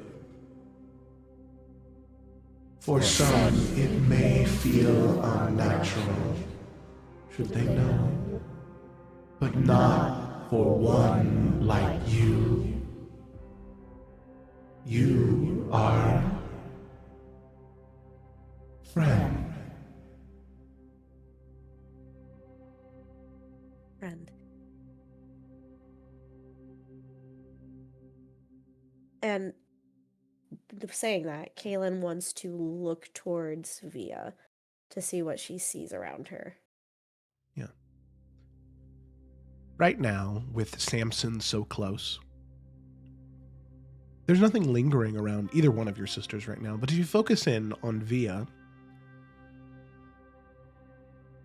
she seems free right now, as if anything that had been bearing down on her or had been obscuring her or tying her down, with Samson this close, it seems afraid. It's not here. However, you know that something's there, so you peer closer. I'd like you to make another charisma check. Okay. Using Foundry. Yep, sorry, yep,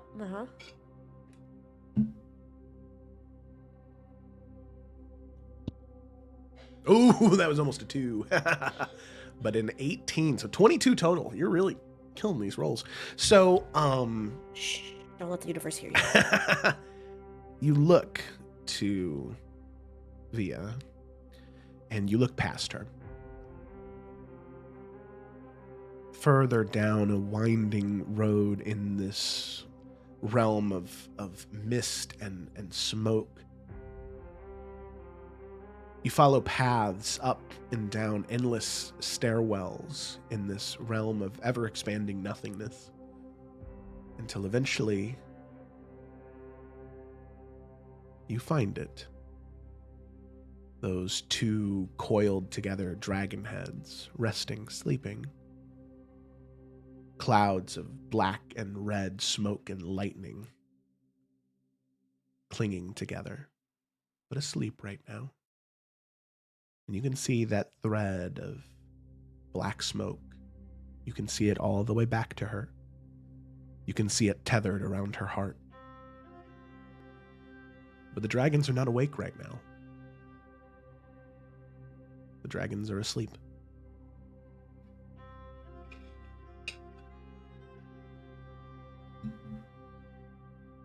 I just wanted to kind of see at what state that was at. Because obviously in the past, it's not good for her to try to do something about it. So it's just kind of seeing if, like, something has progressed in any way. It does seem as though, with Samson so near, the power isn't nearly as strong, but the source emanating from the dragons themselves seems to be more intense than when you first came here. There's more essence that's being taken from Octavia. More sporadically, you can tell also, every once in a while, there are these big pulses of energy, and you can feel Octavia shudder or shiver in her sleep, maybe a cough. Yeah. Seems as though ever since she stopped doing that nightly ritual, it seems as though it's more inconsistent and a little bit harder, those pulls, when it takes energy from her.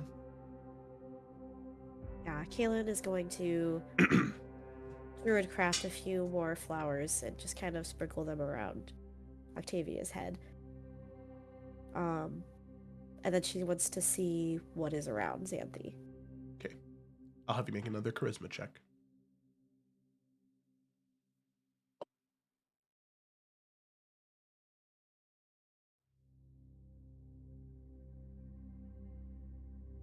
Oh my god.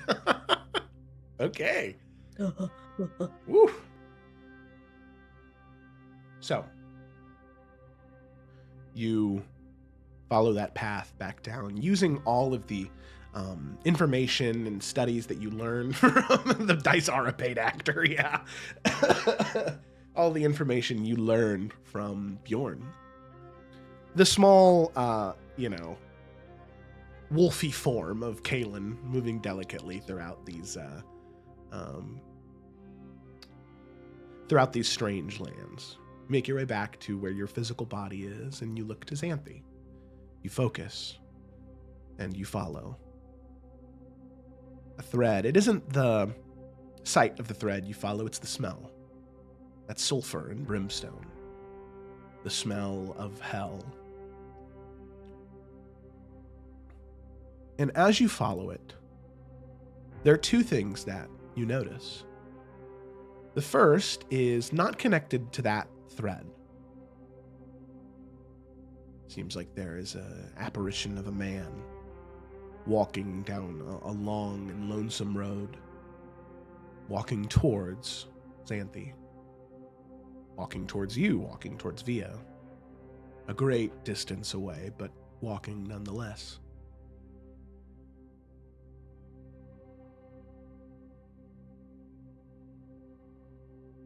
But you also see another tied to that thread.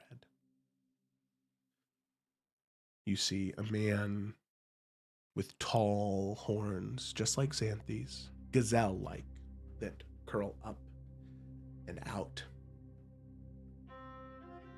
You can see hues of deep blue, almost purple. You can see a throne that he sits upon.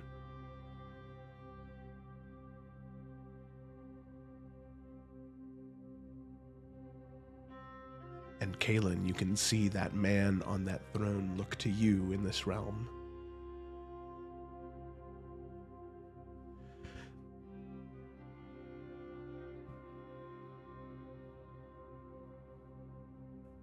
What on earth is a wolf doing in my throne room?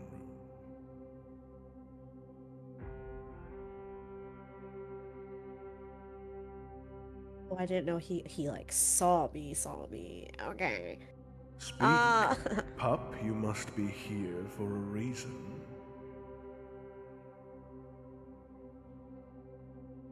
Who are you?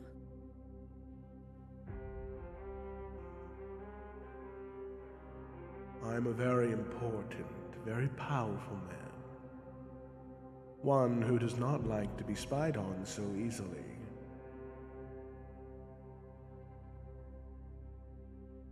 Well, in all fairness, I don't like you spying on someone I care about.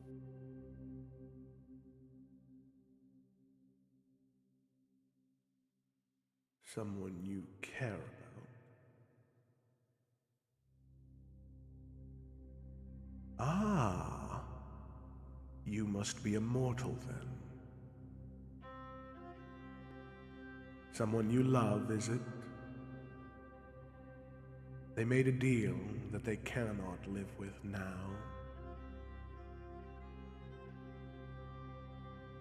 Perhaps they shouldn't have signed that contract. But coming here unannounced, uninvited is not the way to undo that. The only thing saving you now is that I am impressed. So I will give you one piece of advice. Pup, leave this place and never return. Or it does not matter what insignificant corner of that material plane you hide in, I will find you. And I will tear soul from spirit. I will feed the anima of your life essence to my bone devils, and they will cherish it. So please, be a good little dog, turn tail, and leave.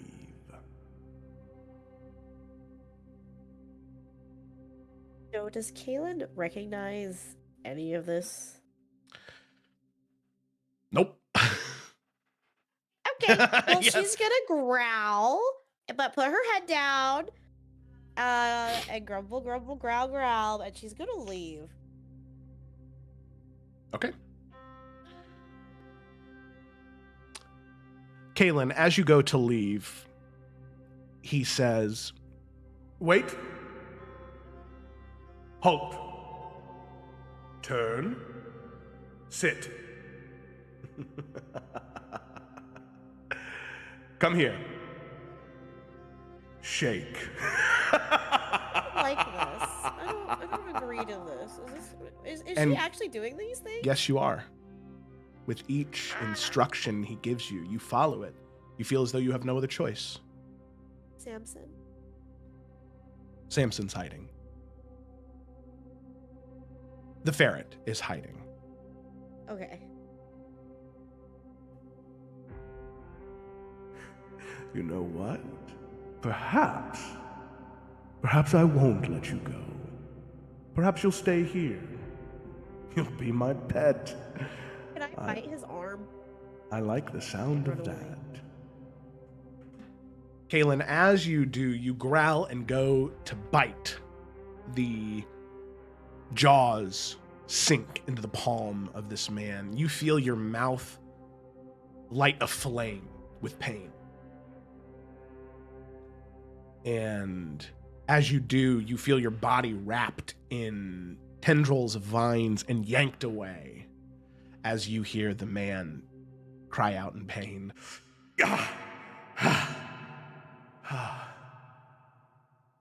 Don't worry. I'll remember this. And I will find you, little pup. You'll be my pet. I promise you that. And as you're torn away and ripped back to that safe space, Samson lets go of you. And you can feel fear.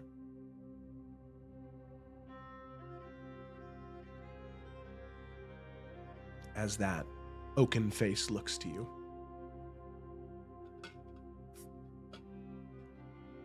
I don't understand. Who was that?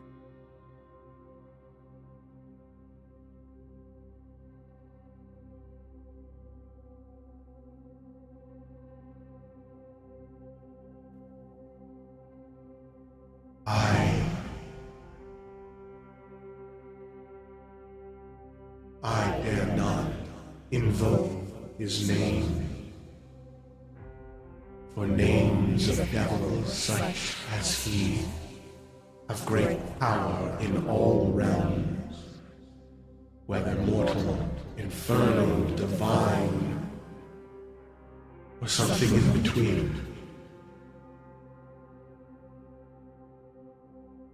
Do you think he knows who I am? He will try to discover that now, Frank.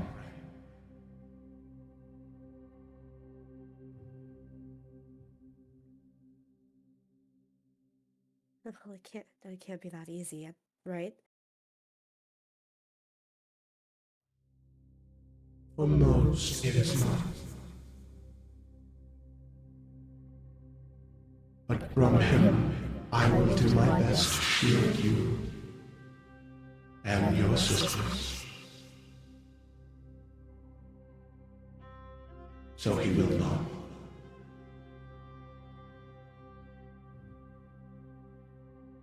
Thank you. Friend.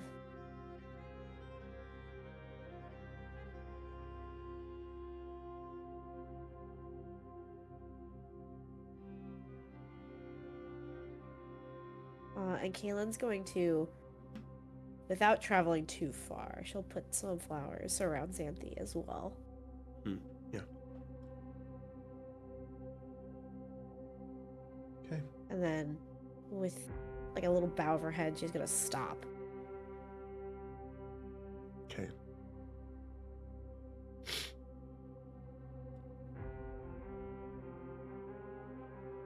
Kaylin, as you bow your head,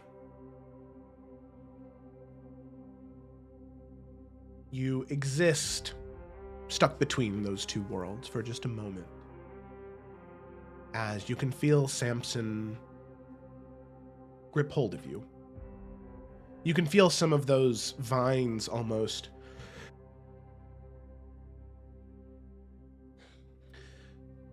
seep into your skin. Not pierce, but just meld. An essence imbued within you, a seed planted. You're not exactly sure what, but Samson imparts something with you as you head back into the material world. However, Kaylin, as you come back to, you are immediately racked with pain as you sort of grab hold of your face, and it feels like somebody just dunked your head in a fire pit. As you sort of grip hold of it, I'd like you to make a Constitution saving throw for me real quick.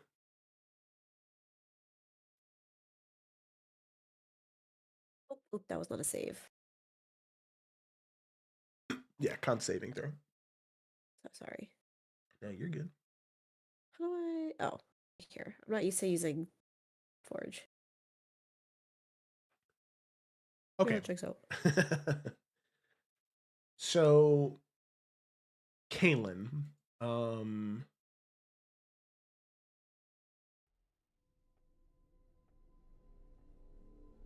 in just the room where you're at, you cover your mouth immediately, but you let out this yelp of pain. And you cover your mouth, but as your mouth makes contact with your cheeks and your lips and your chin, you immediately pull your hands back. And just moving your mouth, it is a crazy amount of pain. And I would say, Xanthi, you would probably be the one who would hear it, as Via, you're a little bit more in a deep sleep currently. A But passed out drunken stupor. Xanthi, always being a little bit more alert, you kind of wake up and you see Kaylin kind of reel back. And as you go to look, just with the moonlight peering through the glass, Kaylin's face from cheek to cheek, her chin, her mouth, or her nose almost, is covered in these burn marks. Just like the entire lower half of her face. In first, second, and in some spots, like these really intense third-degree burns, especially around the corners of her mouth. I think, like, in her first instinct, she's just summoning that Biden, and, like, scanning the room, is gonna say, Kaylin, what happened? No, it's fine. It's fine. Everything is fine. Clearly Everything not. is fine. She kind of looks over to Via, and then back to Xanthi. Nothing's here. I promise. Nothing's in here. What, you just inflicted this upon yourself? What happened? Of course not. I wanted to see and check on Via and to see how much of a hold was on her.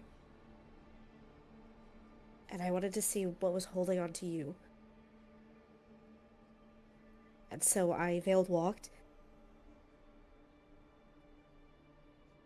And there was this man sitting on a throne around you. I don't know, I wasn't expecting him to see me. But he did. And, like, Kaylin would explain, like, in this, as much as, like, to describe his physicality as much as possible. I don't know, Joe, what did he look like?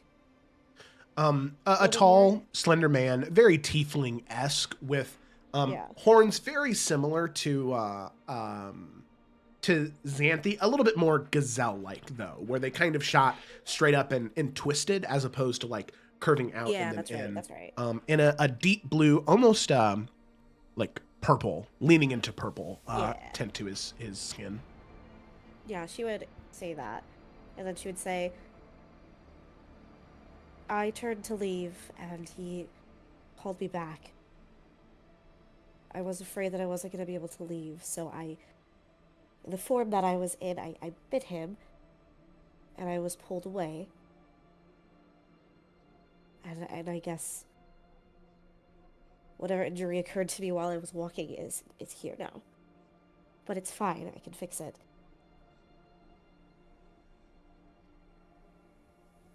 I mean, it's definitely under breath, but I imagine Kaylin can still hear it. Where Xanthi's just gonna say, and to think of Tavia, I think she's the foolish one. You know, Xanthi, I was just trying to do something for you because I was concerned. And did it help? Obviously not. But with everything going on, and with the needle being used, I was just trying to see if there was something else I could do. I didn't know what it is. And you decided wanted to do to this in know. the middle of the night. Why? So I didn't want anyone stopping me. You I weren't going to believe let that me should do tell you it. enough. You weren't going to let me do it if I told you ahead of time. But of course not, and seemingly for good reason.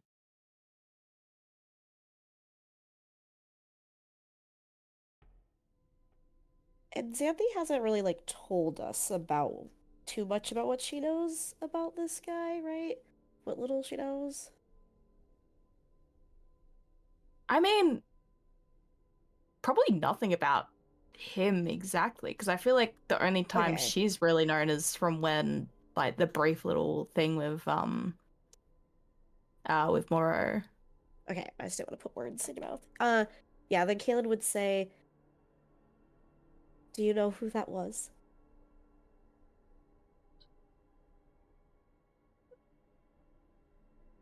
Well, I believe so. I mean, you're smart enough to know that there's enough evidence to know who it is for yourself as well.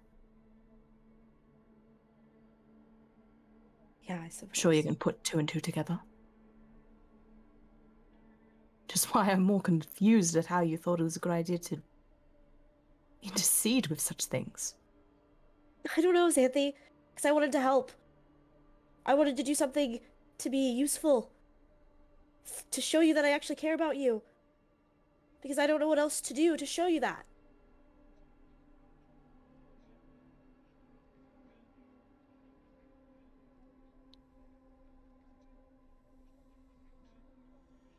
Or perhaps at least asking first.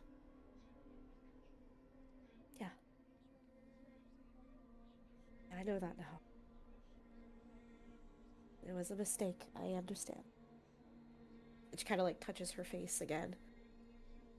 Should I get Hedwin? No, I can do it. Does she believe her? Yeah, I mean, Kaylin doesn't. gonna- Okay, oh, I guess Kaylin does have healing magic now, but she doesn't use it, so I don't know shit. Not yet. This is the first time.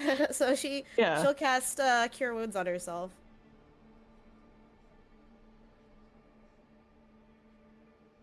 And like, I would imagine as she does, it's like it is a new magic for Kaylin. And it's like this kind of like glowing green light, and I does it fix Joe her poor face? Please. Kaylin does still have some remnants of burns that maybe with time will heal. Okay. But not entirely, at least not right now. Okay. Well, It doesn't she hurt. like watches that for a minute, and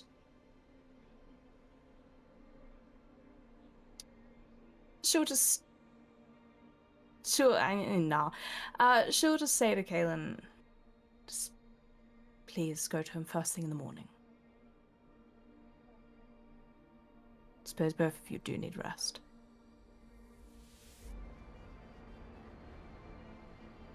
Kaylin just kind of nods her head.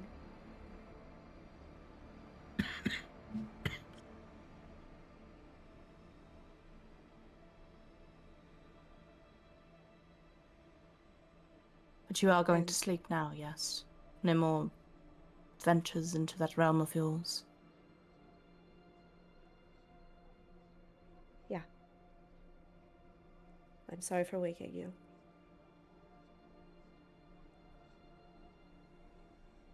It's alright. Kaylin will kind of grab Samson from the end of the bed and turn over. Okay. All right. With that, Kaylin, you head to sleep, just like everyone else now. No more venturing into realms between. At least not tonight. All right. So with that... And I will say, Xanthi would kind of stay set up and just kind of watching over Kaylin for like a little bit, making sure she is actually going to sleep and that she does find rest. Yeah. She does. All right. She gets blown up in the middle of the night. Who knows? You see Kaylin immolate. Just fire and then ash in her bed. Found you. Okay. All right. That was quick. Yes, crazy. All right, yeah, very good, very good. So with that, all of you head to sleep, and no nightmares, no dreams of note either. All of you eventually wake up the next morning, day 2 of your sort of 3-day time here. Early in the morning or afternoon, did anybody have anything they wanted to do now on this lovely day? Via will give Xanthi the crown. Perfect. And then she will start putting counterspell into her spell book. Oh, and I have to go get money from Edwin. So maybe I'll do that first. Okay.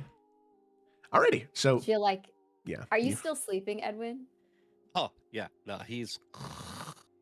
Okay. Via will like knock you on can the hear him boys' snoring door. on the other side. Is Merrick in there? I think we have separate rooms, don't we? No, I think we were sharing because there was shoot. 3 rooms. Damn, you And- telling me If Edwin we're all talks- bunking, you guys don't get separate rooms. What the heck? Yeah. I'm the treasurer. I get what I want. I'm just kidding. Okay. I guess, yeah. Merrick, are you in there too? I mean, depending on what time of day it is, no. Merrick's Probably an is early up. riser. He would have got out and just left Edwin to rest. Okay. Then Via will like slowly creak open the door. Edwin. Screams. I'm not going to scream. Ah! Could I have 20 gold? Good morning as well. You woke That's me not up what I just to said. ask for money? Uh-huh. What is it for? None of your beeswax. It really is my beeswax. Have to note it down. What is it for? You don't have to tell me the specifics, but I'm buying category? a gift. Gift. For me? Nope. Oh. All right. Hold on. Thanks. Are you feeling better, by the way? As she like kind of bounds into the room. Oh, a little bit, yes. I'm That's still. good. He gets up and you can see his legs wobble. Oh, Oh, you don't look good. thank you. You're welcome. Actually, and he's gonna sit back down on the bed. Can you over there by the Yeah, gotcha. the bag? 20 gold? Mm-hmm. Is this all you need? Yeah. All right. 1, 2. Are you Hmm? counting them all in? Are you serious? I take this very seriously. Okay. He puts the gold back. 1, 2. Gives you 2 platinum. Okay. Where is sorry if you're not busy. Where is everyone? I haven't seen everyone for about, I guess, more than 24 hours at this point. I mean, everyone's kind of doing their own thing. Most of us are downstairs finishing up breakfast. I mean, it is like getting closer to like 10 o'clock, but I know you've needed your rest. Wait, it's breakfast time? Well, it's kind of not breakfast time anymore. This is more of like a brunch. So, like, if it were me, I would probably get maybe like an egg thing with some toast. But also, you want something like also like a sandwich or a salad to go with it, you know, because like it's supposed to be a little bit more filling because you're not gonna have lunch. He looks down at his stomach. That is rumbling. I'm Elim- pretty hungry. Elim's got something for you, I'm sure. Oh, okay. I was going to ask if you could possibly run down and get me something. Oh yeah. Actually, is there anything like?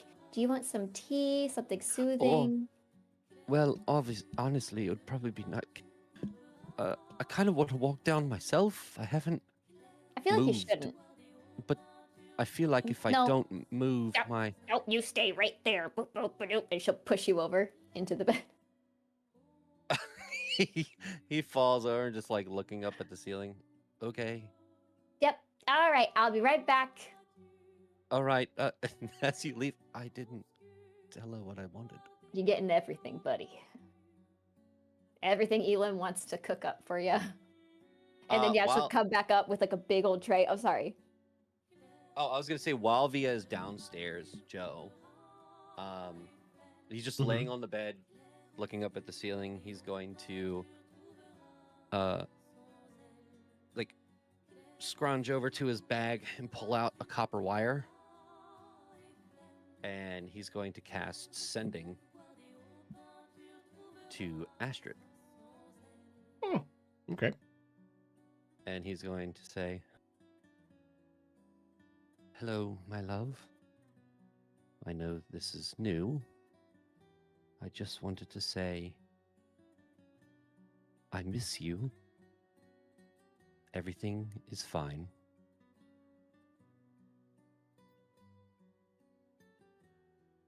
Tell Freya that I love her."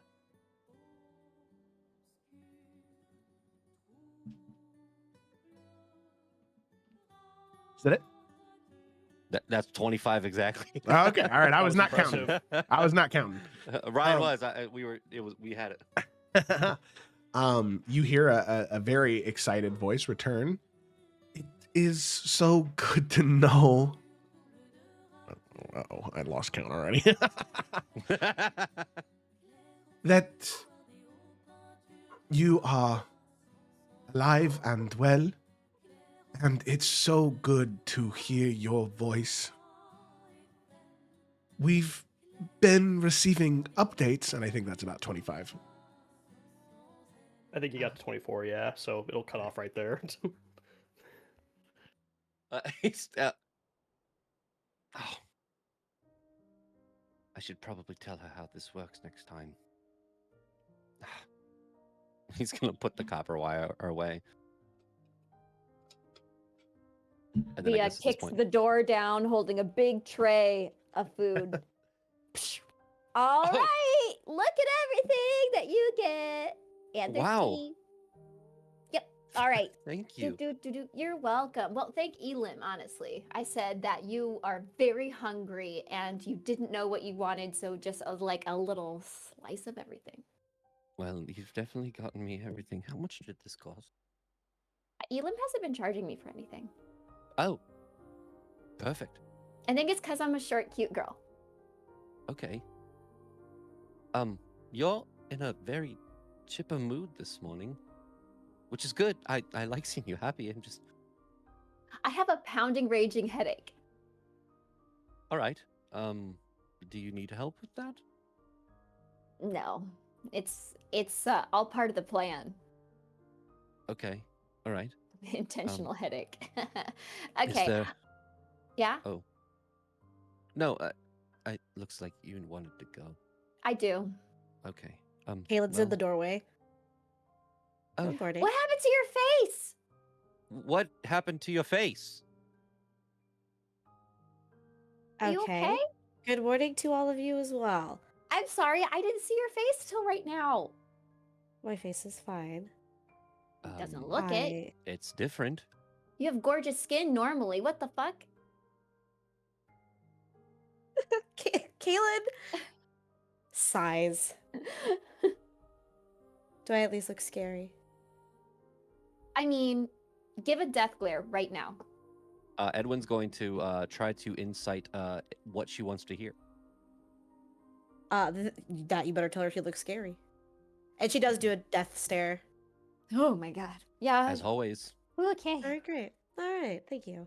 Shivers down my spine. Is there anything we should know about? Did you just go into the kitchen and start eating charcoal? No. Caelin will regale them the tale. And so, I just want to make sure, Edwin, I can only do very simple healing as of right now. But I figured I would check in with you to see if there's anything else you could do. I'm sorry that happened. That was really kind of you, though. Okay, it is the choice I made. I wasn't gonna not bite my way out. I'm glad you did. And she like flashes her teeth.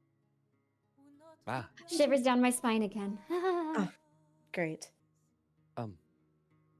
yes. Come over here. Let me see. Okay, I gotta jet though. Bye, guys. Oh, I bye. gotta swiftly exit though. Bye, guys.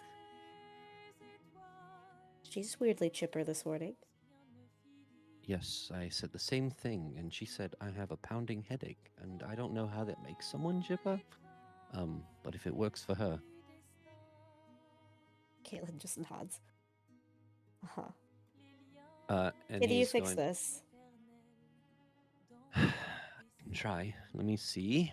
And he kind of like puts his hand on your cheek and like kind of touching it and looking and examining.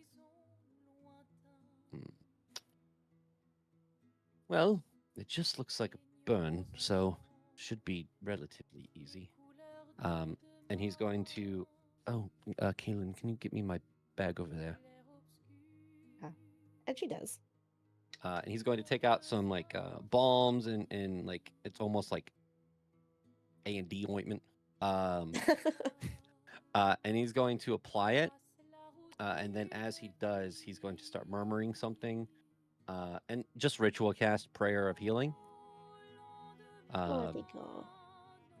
His hand's going to light up. The ointment's going to light up. And then the ointment will disappear. Does it help at all? Joe? Yeah, I mean, I would say, Kayla, it's up to you if you want to keep the burns as like an aesthetic thing, or if you'd prefer them just to go away. I'm not gonna. Michael Myers' face. Okay, all right. Have a pretty face. For the most part, they do go away. The rest of like the sort of bright red marks will take time. Yeah, the heal time. Maybe a few weeks at the most, but with time they will all heal and her face will go entirely back to normal. Okay, thanks. Okay. If you want to look, because I assume there's a mirror in there somewhere. Yeah, she'll get up and go over and she will kind of like pull her braids forward and just kind of fix her hair so she looks like how she normally looks. But then she will practice an evil scowl or two in the mirror. All right, I think it works. You can tell after the spell, he's not like keeling over, but he's definitely breathing a little heavier. Oh, good. I'm sorry. I should have waited to ask. No, you're fine. It's my job. Everything is okay out there. I haven't seen you all for more than a day. Everything's fine. Just resting. Good. Venturing too far from this plane. She laughs. Well, if you venture again, just don't venture. Stay close, I guess. Or let us know next time. Not that you need to, but it would be nice. I will. I haven't seen Xanthi or Merrick. Are they okay? I haven't seen Merrick. Xanthi's Xanthi. She's fine. I hope Merrick got some sleep last night because I can hear myself snoring, so... I wouldn't want to share a room with that. I'm hoping in the next couple of days I'll be back to normal and we can look into that needle. One day at a time. Enjoy your massive breakfast. He looks over to it. Right. You don't want any of this? Salad? Kaylin will take a singular apple. All right. And then she'll hand it directly to Samson, and then she'll take her own apple. All right. Thank you. You're welcome. If you need anything else, let me know. You know where to find me. Don't go running off. No, I couldn't if I wanted to. She'll laugh, and she'll like kind of keep the door cracked open for him. She leaves. Bye. Okay. You see Samson, he like is rolling the apple out. I think Edwin's just gonna try to eat. He probably has like a really bad appetite right now, after being sick, where you try to eat and you're like, I don't know if I can eat that much. 90% of this food is still there after he's done. Yeah. Okay. All right. Cut away from Edwin. What else is there on the list? It doesn't need to be role played, but Xanthi is definitely going to take Elam aside at some point today, chew his ear off a little bit for letting Octavia get drunk, and wants to enforce maybe just 1 or 2 drinks in the evening, no more than that, please. Listen, I entirely agree with you, but paying for the rooms, all the food and drink comes with paying for the rooms. So here's what I don't want to happen. I don't want somebody to see me stopping someone from drinking or indulging in what they paid for and then start asking questions about, well, why is it different for this individual? But Ellen, with all due respect, figure it out, please. right. It's just, I feel as though I'm going to be in a position where there is, kind of making sure no one is around, that there's one princess telling me to do one thing and another telling me another.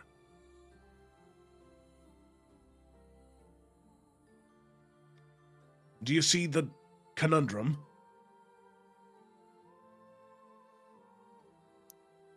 She requests more drinks. Then water them down. Something. Mix it with some juice. Figure it out.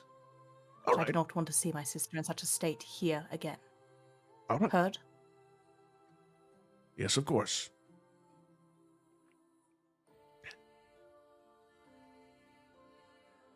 Was that it? And she'll give a nod and go off.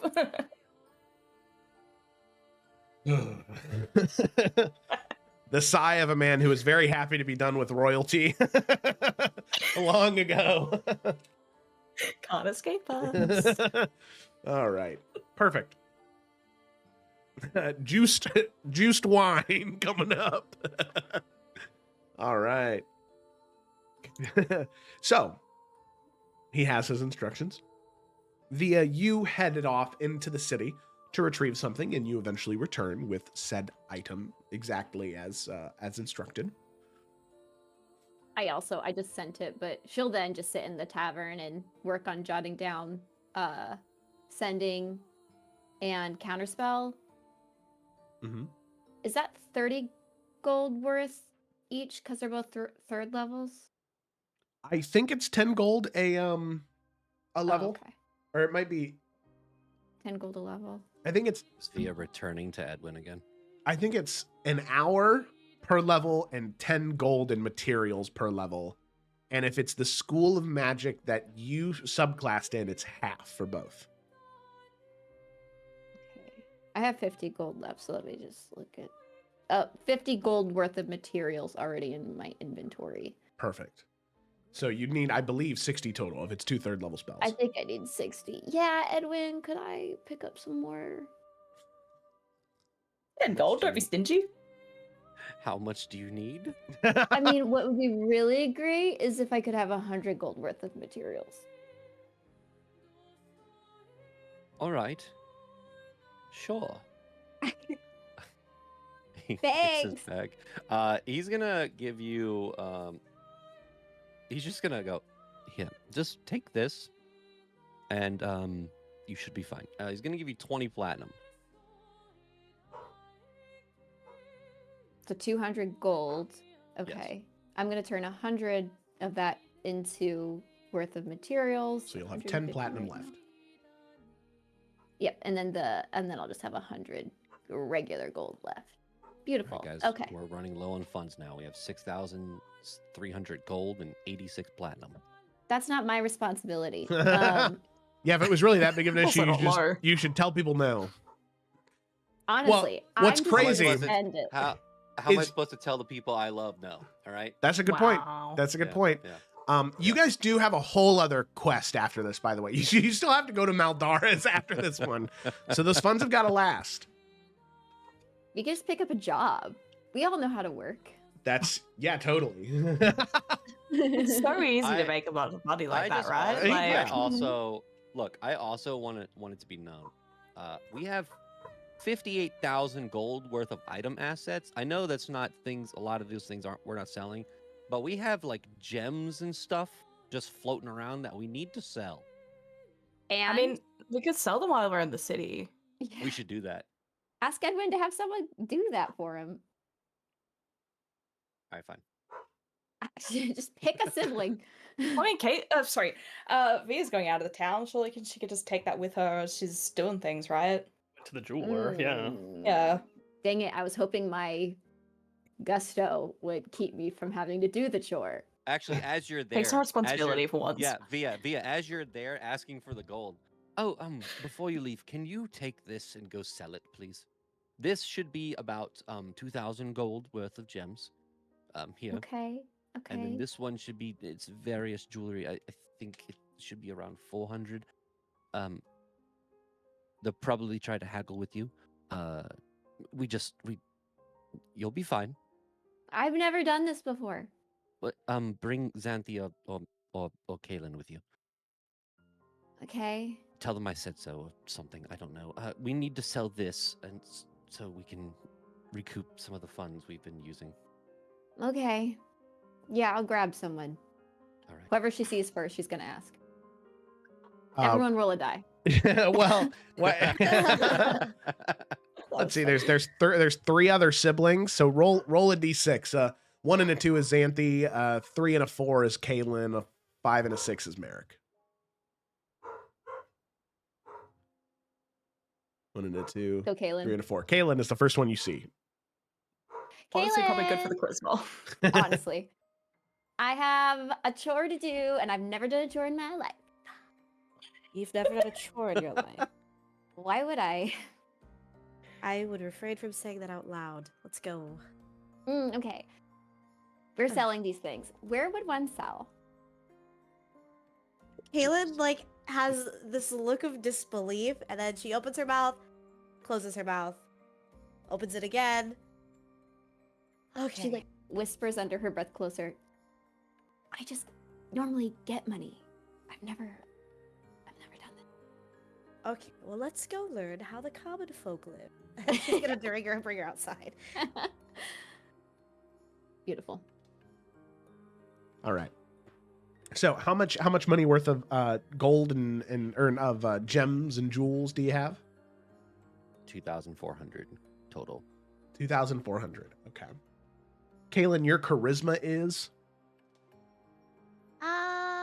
Let me look. Pretty good. 18. Okay. 18. So And I got a big plus to my persuasion. +7. So I'll say right out of the gate, as you go to haggle with an 18 in charisma, you can either attempt to haggle, but right out of the gate, you're going to get 80% of the value of the gems if you don't haggle at all. If you haggle and roll high, you could get more value. If you haggle and roll low, you might get less value.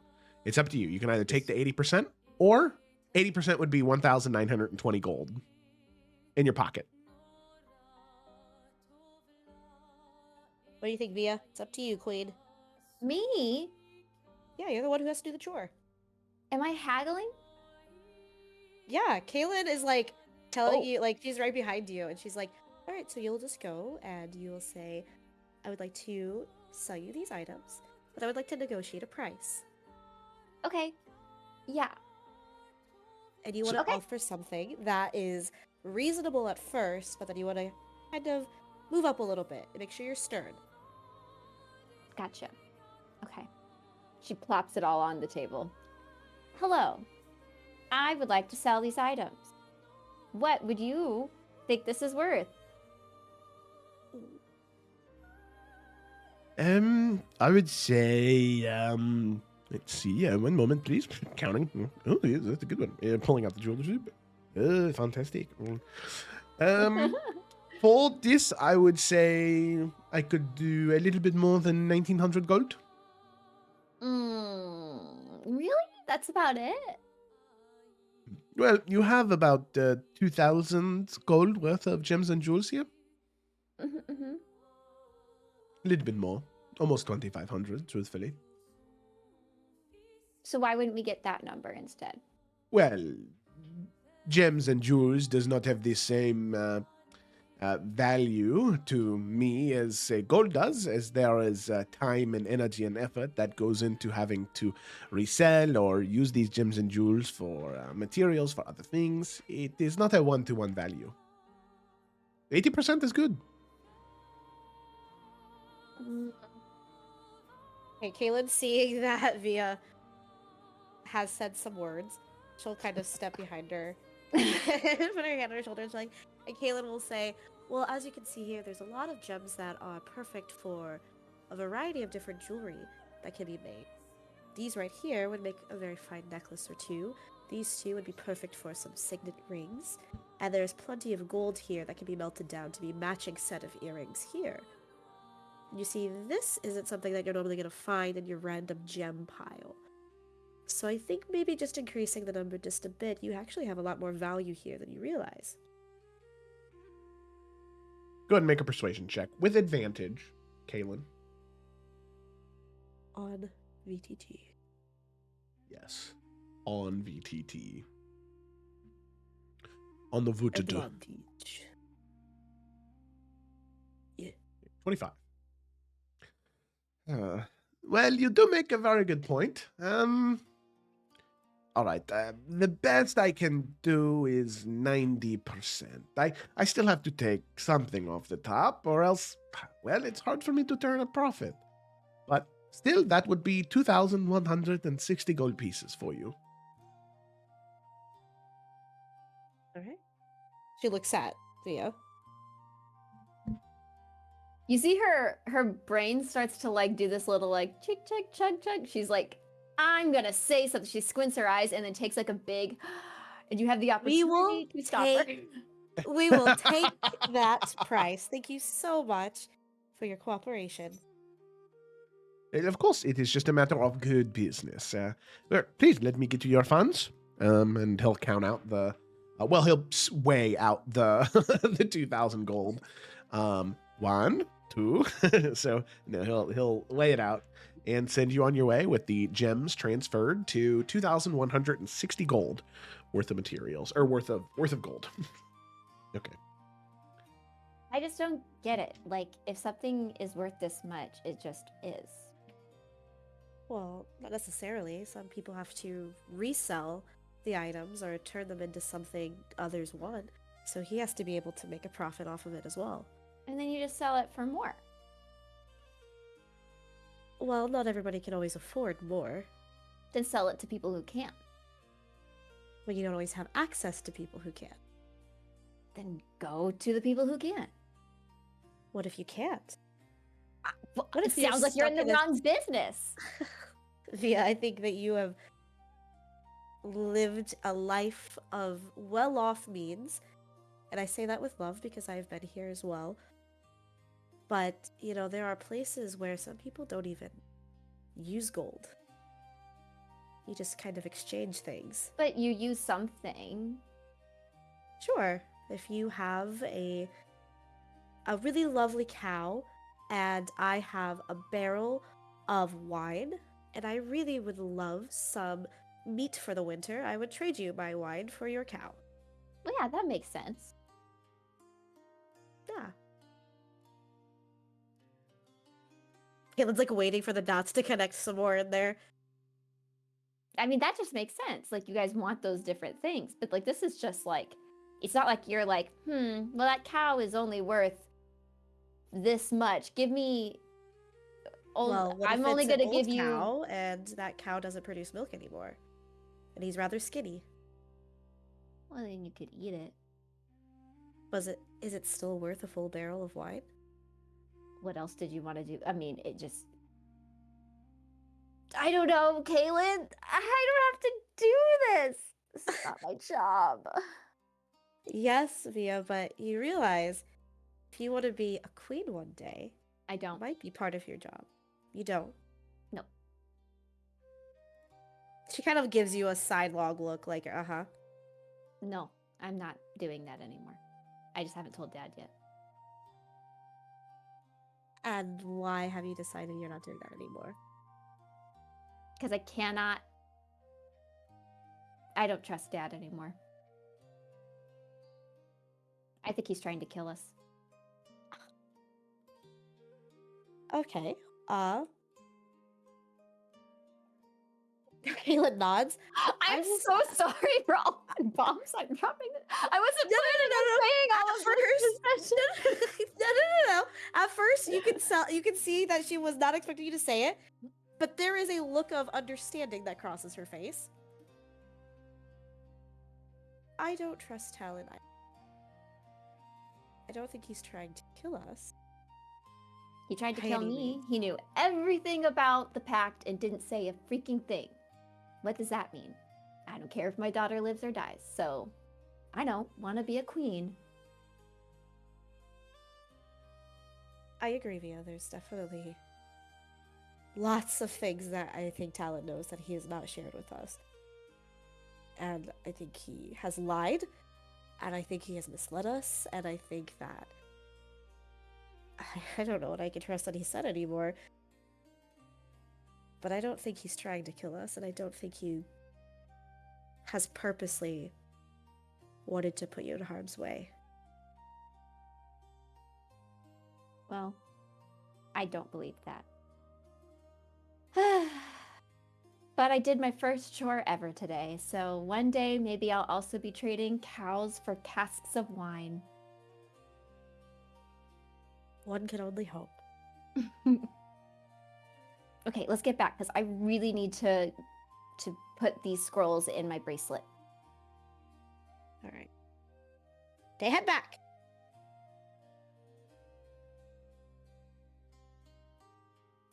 That was rude. I was just about to start talking and I had to cough. So you all make your way back to the brass compass, back to the safety and warmth of the inn. About midday now on the second day. Is there anything anybody else would like to do today? Just checking. So we gave Xanthi the crown. Yes. Yes. Yeah. So Xanthi would be attuning to that day as well. Ooh. Very interesting. Okay. Do we know that crown is cursed? Yes. We Yeah. already identified it. We all know. Okay, cool. That's okay. I have removed curse if we really need to do anything about it. Oh, I'm yeah, gonna get dude. my money's worth out of that spell. Okay. All right. See, I'm so responsible. Okay. you begin attuning to the crown.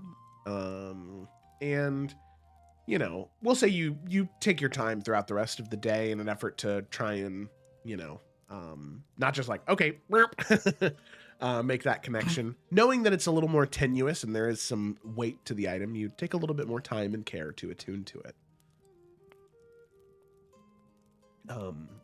Xanthi, as the attunement does finish, every once in a while you just hear these whispers on the wind.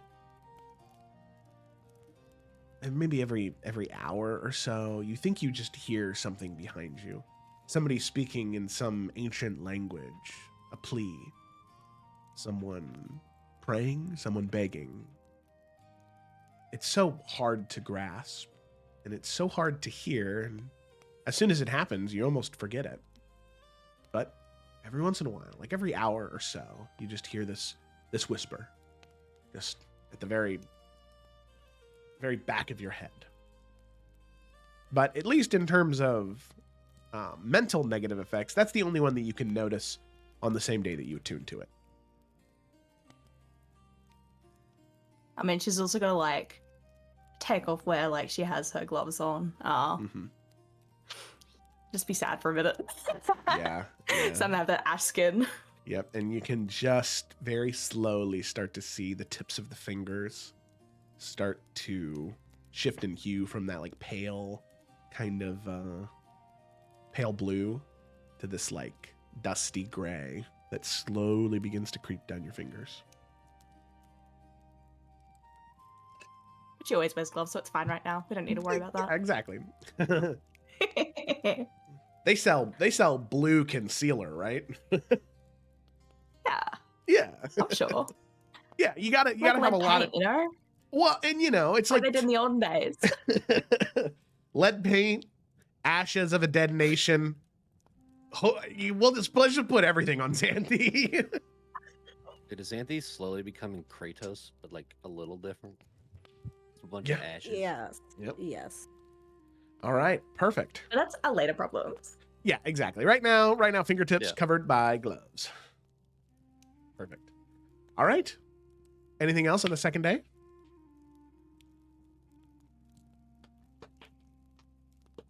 No. No. Nope. Okay. All right. So with that, all of you head to sleep on the second day, and same thing. Nothing happens. You wake up on the third.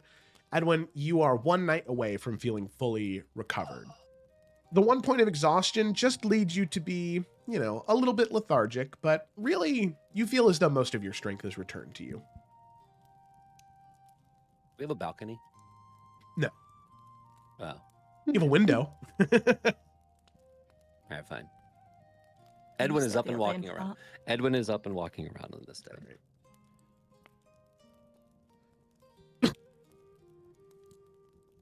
So, as all of you are waking up in the morning, getting breakfast, eating, stretching your legs a bit, you can see that a limb kind of goes over to the table where most of you are gathering at and says, "So later today, the rest of us were talking last night. And there's something we'd like to talk to all of you about later today. Maybe in the evening after dinner." And what's the nature of this discussion? Planning for the future and what the next steps are. All right. But we can talk about it later. Just wanted to give you the heads up.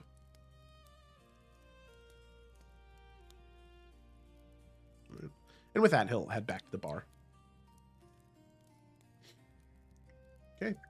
So you all eat your breakfast.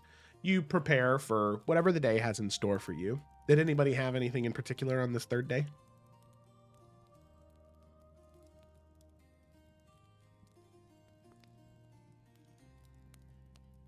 Doesn't sound like it.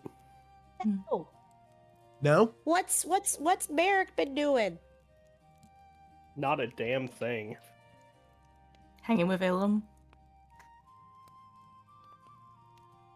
Well, time to go bother him. That's a general answer. He's not doing anything. Beep boop bop. Kalen's gonna go bother him. Where's he at? He's just at a table. He's taking apart his revolver and he's cleaning it. Proper gun maintenance, For sure. Yeah, Kalen will sit down. Because she'll also want to fill him in on what she had done and have that conversation. So she'll word vomit that at him just so he's up to date.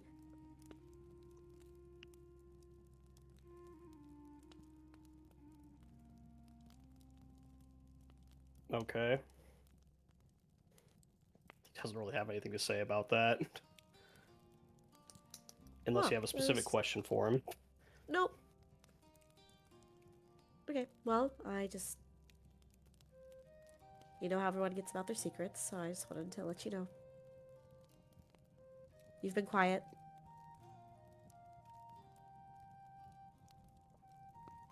Don't have anything to say. She raises an eyebrow. About anything. Nope. Okay, so you're lying. You have no thoughts About- on anything at all. You've been so silent these last few days. I just want to move on. We're here to get Edwin picked up. We use the needle on Via, and then we go. There's not really much to discuss.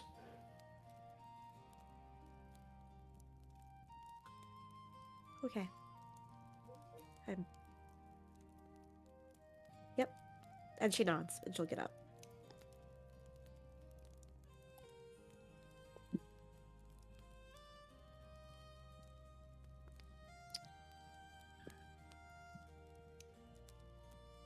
Okay. Edwin has a thing. Okay. Edwin, for the first time since we've been here, is actually he's gonna walk. We're on the second floor, right? Or is everything first floor? Your rooms are on the second floor, yeah. So he's gonna walk down the stairs, It is very. If anybody is downstairs, it is very like apparent that he's walking down the stairs because you can hear him walking down the stairs, and it's so slow. It's like an old man trying to get down the stairs. Like, all right, yeah. Good morning, everyone. Kind of holding onto the railing, legs shaking a little bit. Who's down here? Well, Kaylin was getting up. I assume Eric's down here. Xanthi, Via, where are you guys at? I mean, if it's breakfast time, I imagine all of us probably would be around here, right? Yeah. Good. You're all here. He's going to look around. This is more so that he hasn't used his legs in 3 days. He's gonna look for the closest table and then like walk super like kind of fast and then like grab the table so he doesn't fall. And he's gonna do that until he gets over to your table and sit down. Well, I'm feeling a lot better. Not fully there yet, but how's everyone? Haven't seen. It's been a little bit. Merrick, Xanthi, are you two okay? Haven't seen you for the past 2 days. Just fine, Edwin. Good. Xanthi? Fine. Good. Great conversation, always. Does anyone want to go for a walk? I could really use some fresh air. I would love to go for a walk, Edwin. I'll go with you. All right, you might have to hold me up. Yes, I can do that. Anyone else, or nothing to it? Just a walk. You guys enjoy your walk. I am going to keep reading as she sits at the same table as Merrick. Is the headache okay? Oh, Go it's all gone away. now. Oh, Thank good. you. He looks towards Kaylin. Is the scarring and everything much better? It's been another day. Yeah, the scarring does seem to be better as time continues to pass. Then he looks over and notices Xanthi is wearing the crown, right? It's like a noticeable thing. Yeah. When did that happen? It was yesterday now, right? I don't know what days are. Yeah, it would have been yesterday, yeah. Yesterday. And why did we choose to put on a cursed item? Well, as I discussed with Octavia previously,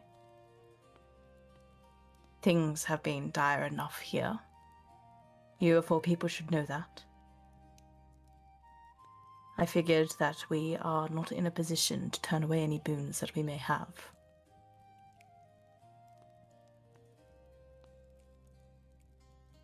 Okay,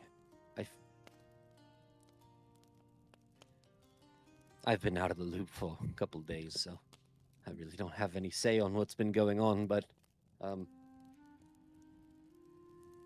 thought we discussed things like this. We would talk amongst everybody. And I mean, going back to the gauntlet and that whole cursed situation, that was not a great situation for us to for me to be in.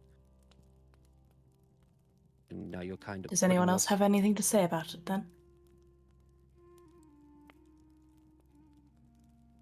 I don't. Well, I feel Okay. as though if you start hearing voices, you should take it off. Are you hearing voices? Telling you to do There's things that never- you wouldn't. If there's ever any concern, if anything ever starts to try to dictate anything I do, I promise you'll all be the first to know. I hope that is the case, as curses don't normally work that way, but trust in your judgment. So, Kaylin, that walk. Yeah.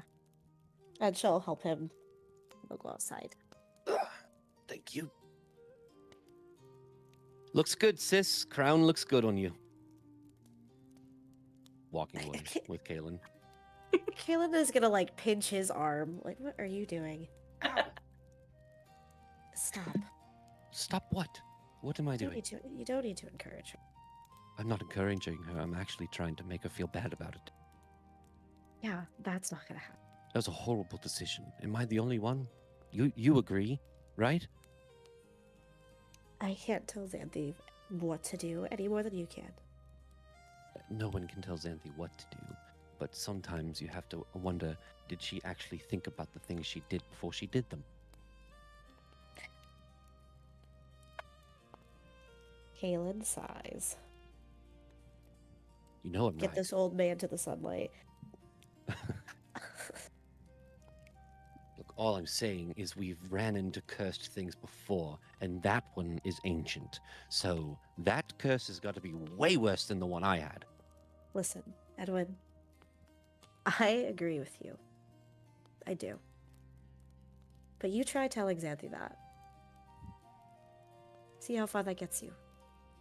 It's more of a, I told you so moment that we're waiting Yes. for. Exactly. Then you strike. You have to wait for it to backfire. Yes, like, you know. She makes a little hand gesture like a serpent. Mine would be more like, then you help, but I understand it. Trust me. Give me the chance to backtalk Xanthi. I will.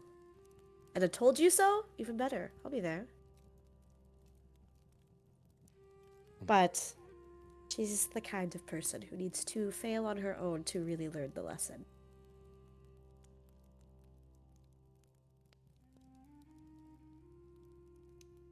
I agree.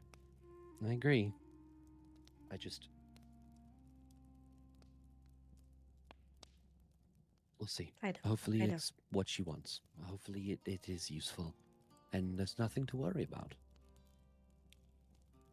Yeah, she very tightly smiles and moves on.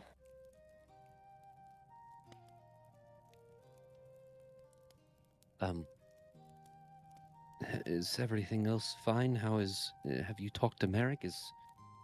I tried, but he didn't have much to say, apparently.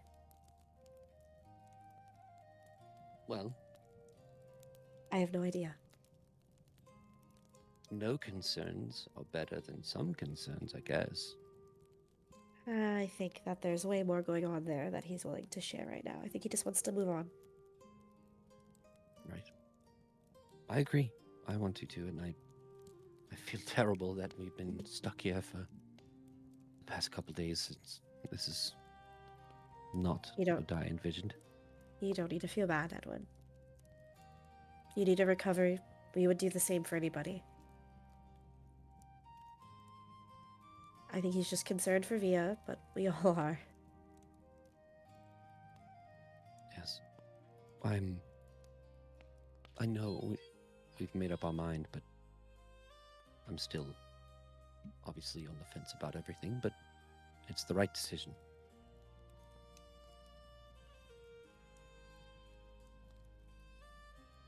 Anyways. I have a feeling that, especially after what I saw, I think this is the right decision. I think that the needle would only be the beginning of what we need to do for Xanthi. But we will find a way. We will figure that out too.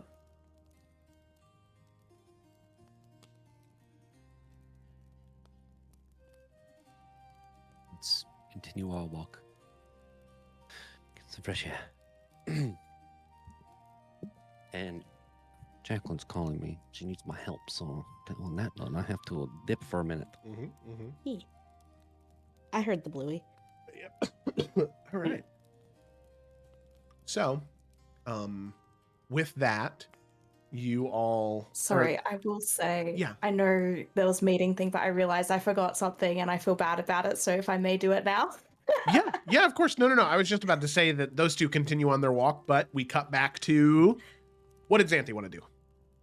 Okay, go. She actually is also going to speak to Marek. Oh, okay. All right. So so Via sets her book down in front of Merrick. And then Xanthi walks over to where Merrick is. I mean, it's not pulling him aside as such. Like, she would just sit down, like, let Octavia stay to her book. Okay. It's not like a private conversation, at least not initiating it as such. But I imagine, like, Torwin and the rest is still, like, also down here for the breakfast. Is that all that's happening? Yeah, they're all still down here. And so I imagine, like, Xanthi kind of, like, looks over to where Torwin is, as she's, like, sitting down where Marek is. I don't suppose the two of you have spoken yet, you and Torwin? About what?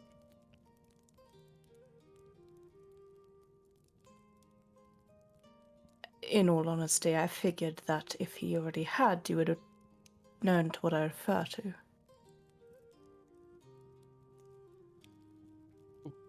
I do hope I'm not spoiling for anything for you when I say that I know he intended to knight you. I figured that would have happened in the previous days, but...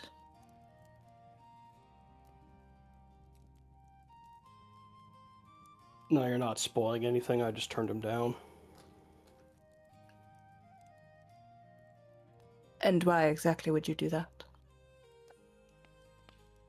It's not a conversation I really want to have with you, Xanthi. What is that supposed to mean? It means I don't want to discuss it with you. With me, or to discuss it in general? If I'm going to discuss it with anyone, it would not be you.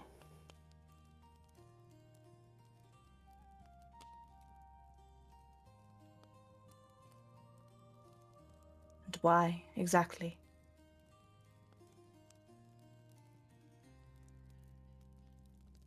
I don't want to. Do I need more reason than that?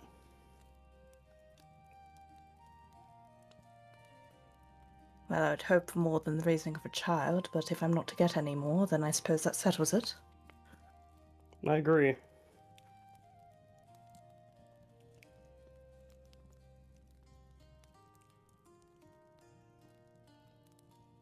Well, I suppose there's no need to congratulate you then. And she'll just stand up. No, there's not. Via will look up from her book and close it. You got asked to be knighted? Yep.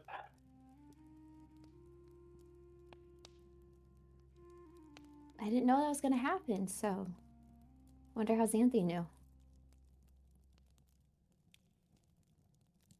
They must have discussed it on their watcher sometime in the past few days, I guess.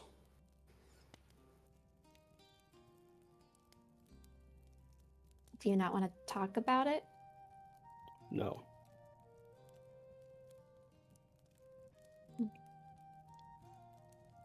Okay. Did something happen recently? Octavia, let's not do this today. And I will say, Merrick never calls you by your full name. Okay, Merrick. We just won't do it. And she'll get up and leave.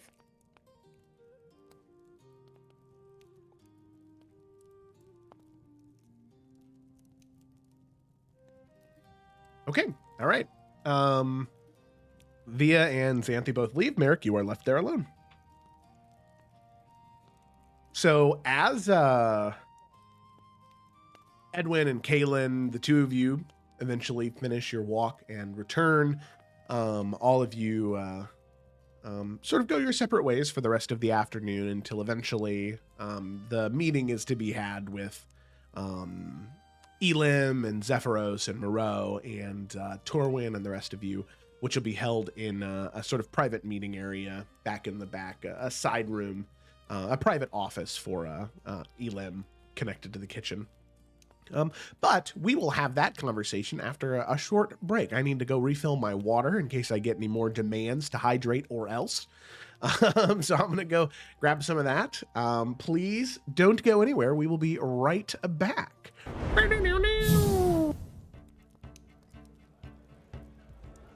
Elemental.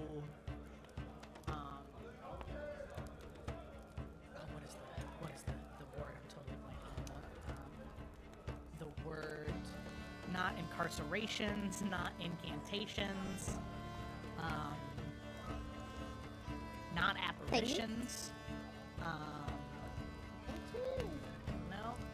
Can you describe the word you're looking for? Manifestations. There we go. Yep, that's the word. Yep. That's the one. On tip of my tongue. Heavy sleeper. It's totally Caleb. Same name, it's no character. The fuck came up with it? They're not even the same. Learn how to speak, Gemma.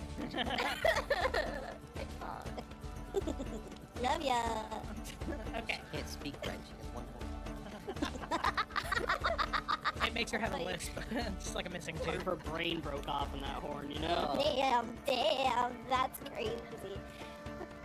Can you imagine? Why is your brain horn shaped? Your intellect distorted more. I'm not God, I don't know. Really funny. Right, that was really funny. Like, All right. So, There's no shopping to be had this evening. okay. Long story short. You, Unless I don't know how many charges you wanna use. Oh no, I think it's only one charge. I just really wanted to cast this spell since I've gotten it, and now it's my time. Yeah, that's what I mean, main guy, man.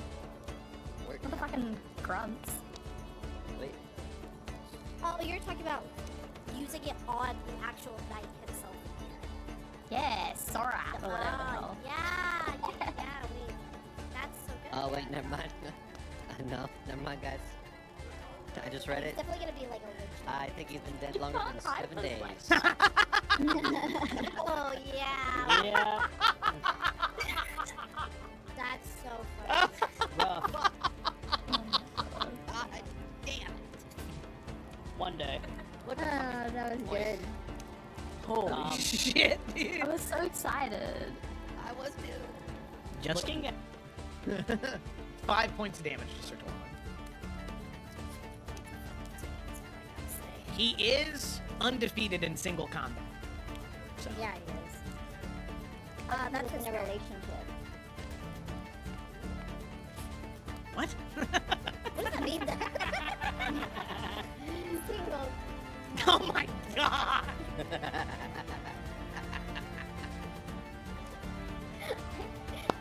I'll go away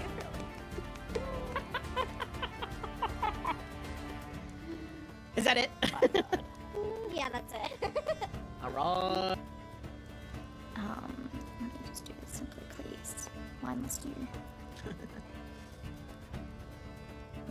10? 10 does not hit. Okay, well, good thing he has a second attack. Well. Does that it? No. I love life. Some things never change. You know, truthfully, it's Ryan's fault. What do you mean? Because you just went, well, it'll Not only be one, bad if this we miss fucking everything. round. Yeah. Anyways, I don't know. He whimpers. I don't know. He's a very bestial guy. I imagine that's what he does. Yeah, alright. Sad dog noises. Okay, sounds good. I guess, see. There's one more thing. Disconnected.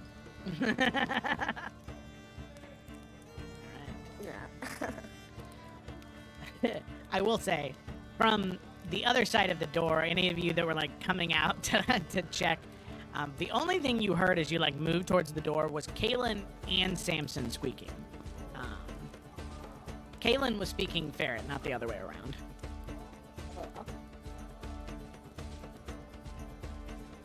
Well, then she'll come in. Family.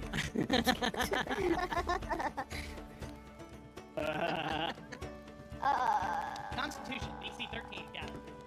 Yeah! Okay, that is a failure. Warp. Fuck yeah. Get in there, please. There we go. Okay. He is going to start creeping backwards. Further into the woods. No one even sees me. She's just like, All right, and then Kaylin, you were gonna do something. I was just going to shoot a, what the fuck do I shoot? Eldritch Blast. That's okay, here, I'll go get my dice. Oh, I'm already halfway down the stairs. Just use your portent, Felicity. Just use Oh, portent. true. No, not That'd for be him. funny. What do you He mean? definitely would recognize us. He's never I know, but I only have an I'll 18 and a face. 14. It's the only thing I I was about to had. say, like, It's get the it only on thing there, I had don't to cover bother. up my camera. I feel violated. Everyone. I'm getting smothered to death right now. Just go to sleep. Just go to sleep. I wanted to hold this up here for when Kaylin comes in. Why does it have to be so bad? I already danced in the so background. good. I don't think anybody's why are you so shaky? Like, why is it all over the He's nervous to see Kayla again. It's making me I anxious always- seeing it move so much. I always get anxious when I see my wife. I want her to think Oh. I'm a cool guy. Oh my gosh. No, it's because she asked you to take out the trash. You're like, did I? Sorry. He's gonna start picking the fruits up, putting it on the Well, that has been in the snow. You're going to have to pay for that. looks to kill. I'm so sorry. Sometimes, his old eyes and the light, he just doesn't see and look in front of him very well. I will take care of that. Yes, I'm so sorry. We'll get you home, brother. I know. Can you my please brother. just pay me for the Here, produce he has ruined? Kaylin will give the man 2 platinum. Thank you. Please have a great rest of your day. Thank you, you as well. you. Sorry, everyone. This shop is closed for the rest of the day. Tink, tink. But for anyone else who wanted produce. Edwin just goes. Produce was still in winter. Elemental.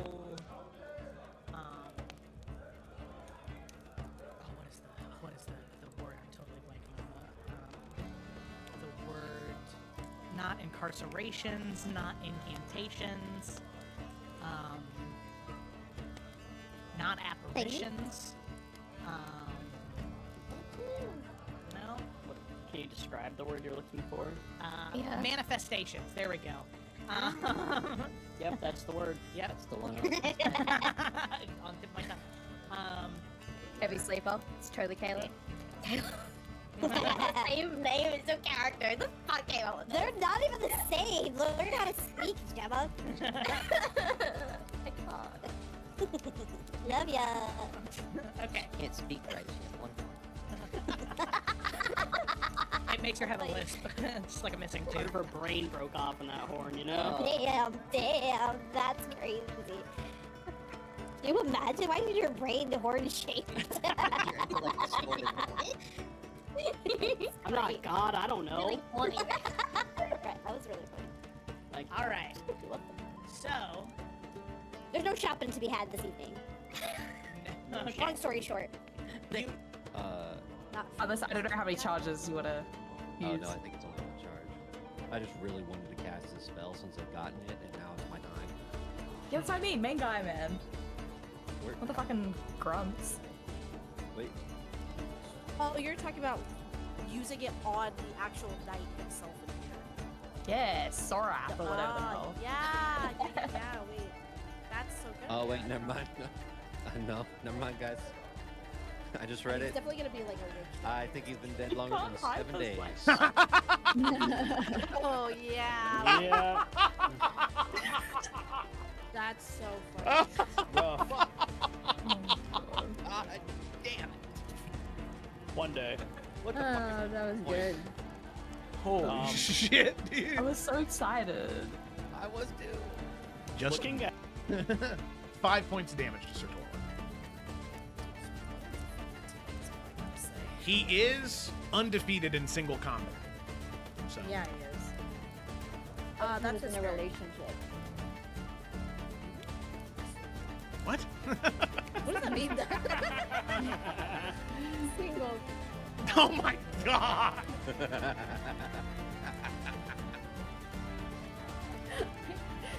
okay, I'll go away from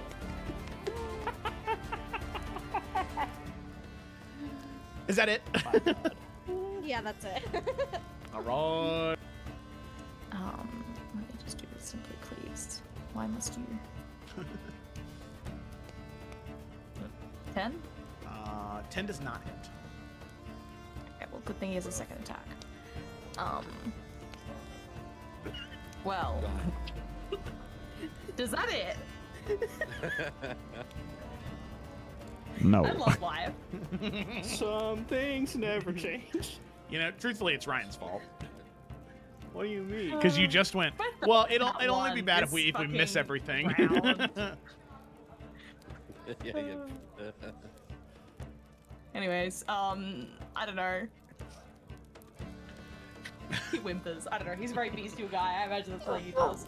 Yeah. All right. Sad dog noises. Okay, sounds good. I guess seeing how. Oh, there's one more thing. I'm disconnected.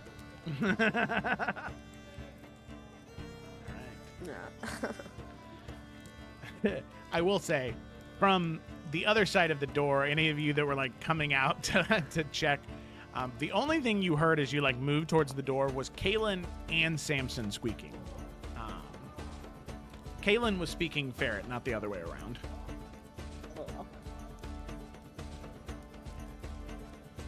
Well, then she'll come in. Family.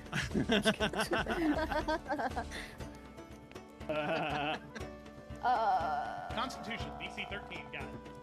Yeah! Okay, that is a failure. Warped. Fuck yeah. Get in that place. There we go. Okay. And he is going to start creeping backwards further into the woods. No one even sees me. She's just like.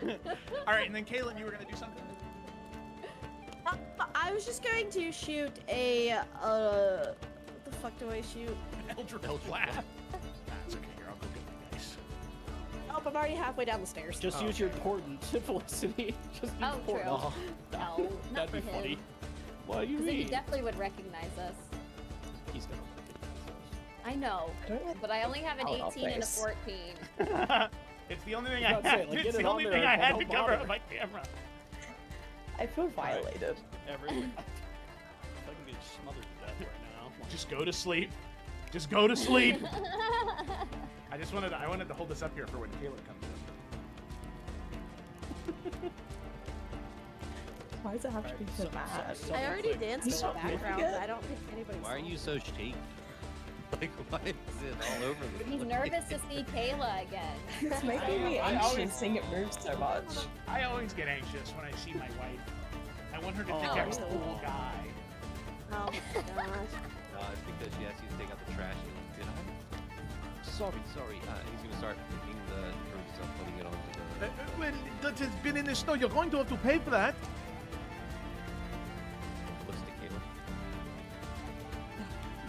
I'm so sorry. Sometimes, his old eyes and the light, he just doesn't see and look in front of him very well. I will take care of that. Yes, I'm so sorry. We'll get you home, brother. I know. Can I you know, please brother. just pay me for the Here, produce he has ruined? Kaylin will give the man 2 platinum. Thank you. Please have a great rest of your day. Thank you. You as well. Sorry everyone, the shop is closed for the rest of the day. Tink, tink. Suck for anyone else who wanted produce. Edwin just goes. Produce in the middle of winter. Elemental.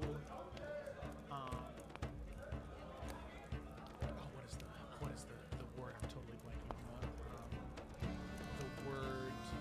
Not incarcerations, not incantations,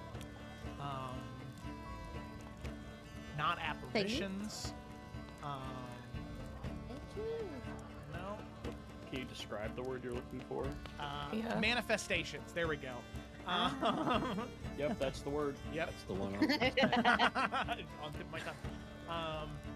Heavy sleeper. It's totally Caleb. Same name as your character. The fuck came up with this? They're not even the same. Learn how to speak, Gemma. I can't. Love ya. Okay. She can't speak right. She has one. It makes her have a lisp.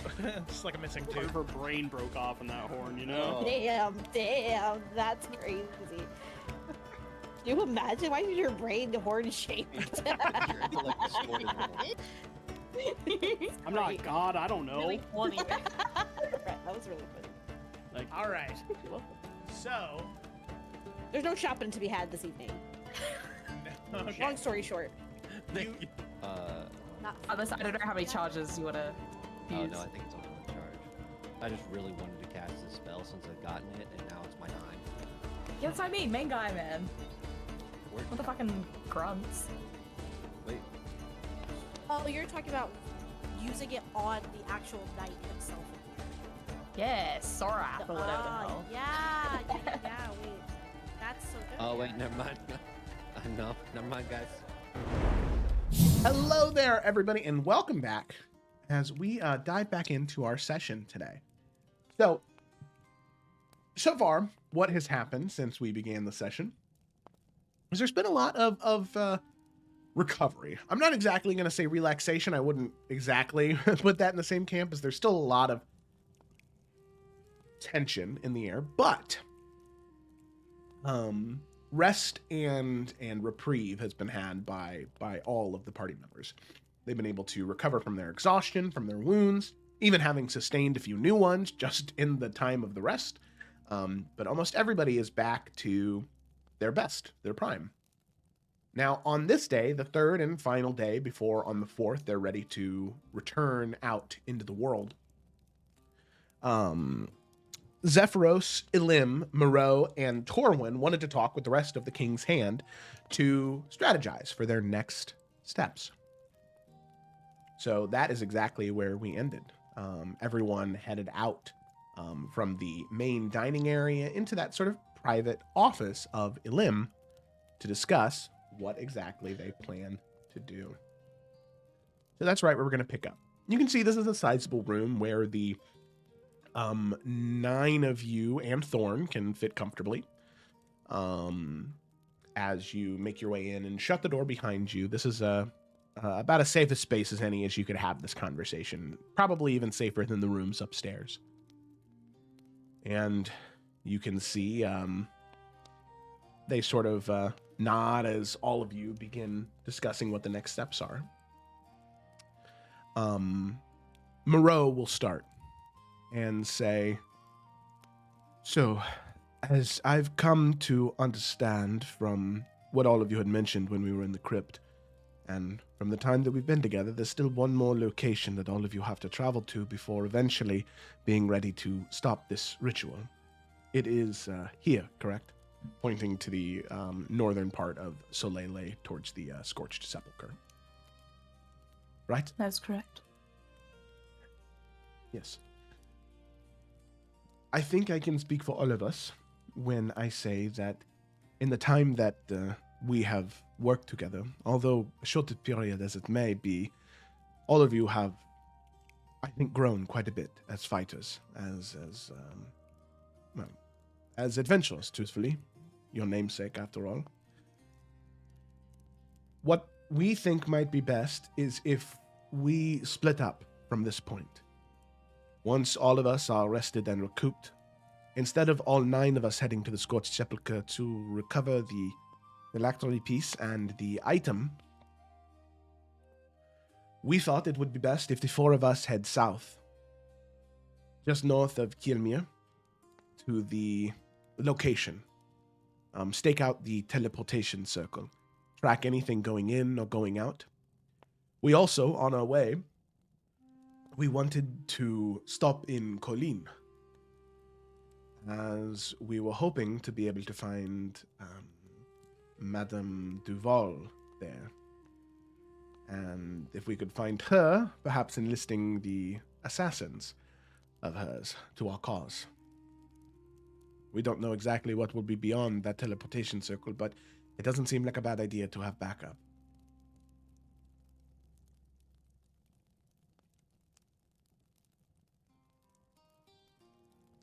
I believe it is reasonable enough a plan. So we would reconvene at the teleportation then? Correct.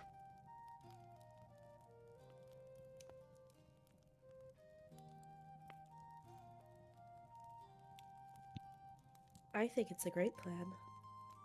I mean, we should maximize the resources that we have and be as prepared as possible when we go in. Yes. Thank you all for your... Oh, go ahead. I just have a question. So do we need to have all the phylactery pieces at the teleportation circle at the same time? I mean, we just more so need to make sure that the cult can't get them at that point, because like the one at the silk spider is a giant ass orb, so we're not taking that anywhere, honestly, unless we have a big ass cart to take it with us. Okay, yeah, I just didn't know if we were gonna, since they were already heading that direction, I was like, maybe they could go grab them. Okay, that works. I just wanted to, that was my clarification. That's it. I suppose that only leaves a question of what to do with the phylactery pieces in the meantime. I think that, well, of course I'll leave it up to all of you. You are the king's hand, after all, but I'm not exactly sure if continuing to take them with us to whatever danger we might be going into is a good idea. I think there's a chance that taking those pieces with us, wherever we're headed, could end up just giving the cult the pieces thereafter.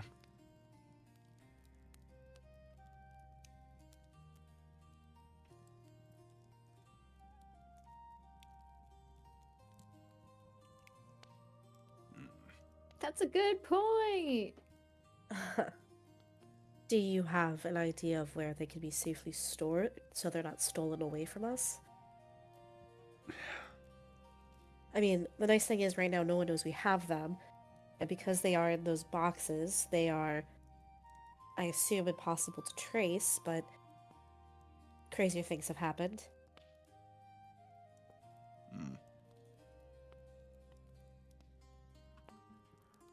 I'm not exactly sure how comfortable all of you are with the idea, but you said in the Gilded Chrysalis the silk spider already has one of those pieces? And she seemed confident in its safety? No, she seemed confident, but it'd be interesting if she played her whole hand, or even knew everything that she could possibly face.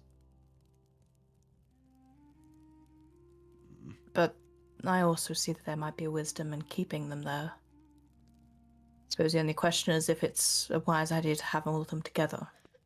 If it is ever infiltrated, they will have all of them all the same.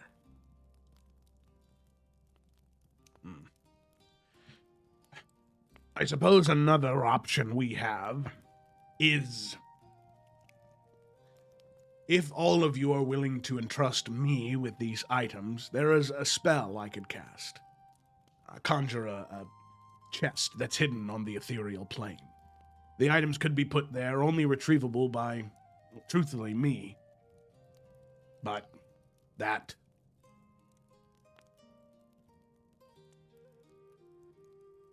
leads to only one complication.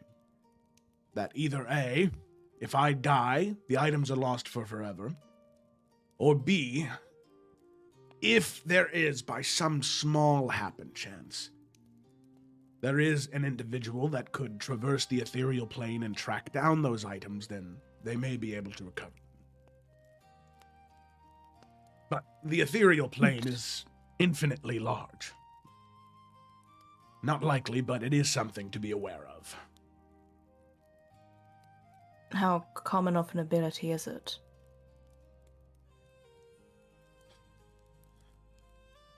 It is quite rare, I'll say. Either extremely powerful mages or those touched by, well, the veil, gesturing to Kaelin, Those are the only individuals that I know of that have the ability to traverse the ethereal plane and stay there for long enough durations. But we do know that our enemy has a very powerful Veil Walker on their side.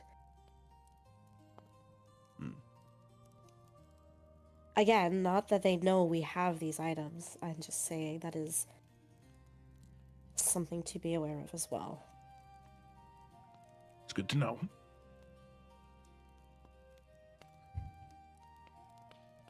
As unpleasant as it is, it might be perhaps wisest to entrust the silk spider then. Maybe we could put one in the your chest thing, and then keep two at the silk spider, so they're not all in one place, but they're in pretty safe places. The cult already has some already. I'd worry about them getting their hands on any more.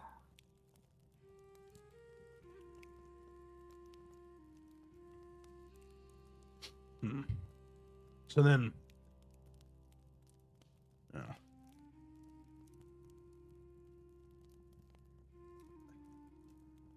I mean, in truth, we are going to make the most of our time. How long, Joe, how long is it going to take us to get to where we need to go? 2 days, maybe 3. Okay. Like, we're gonna, like, the goal is to kind of get going, right? Like, if we can have those items safely stored. I mean, I don't mind the idea of one with the spider, one with in Zephyros's portal. But I feel like Zephyros should be nearby. You know, that way when we need to recoup them. Well, I mean, especially if they're only scouting down south, could Zephyros not stay kind of guarding the one on the ethereal plane? Like, how much would he be able to kind of do that? Or is he like only using the spell where it's going to be a brave thing? So the spell itself, he pretty much conjures a miniature replica of so he would put the items in a chest, and then via casting the spell, he would get a miniature replica of the chest. That chest would disappear to the ethereal plane somewhere, and then he can use his action to conjure the real chest via the miniature one. So if the miniature is taken, they could conjure the chest, or if the miniature is destroyed, then the item is gone for forever. But so he is still able to practically guard it. Correct, yeah. Yeah. That was my main concern. Like, it's not just being left out in Europe in the ethereal plane. No, yeah, he could at any point either recall it back, or Zephyros is powerful enough of a mage. He could at least perceive the chest from the material plane. Okay, so we could stuff the lantern there, right? And then the other one's already at Silk Spider, so that's that. So then that would just leave the one phylactery piece in the Scorched Sepulchre. Yeah. Which we'll go get. Which then, do we want to put that one in the ethereal or with the Silk Spider?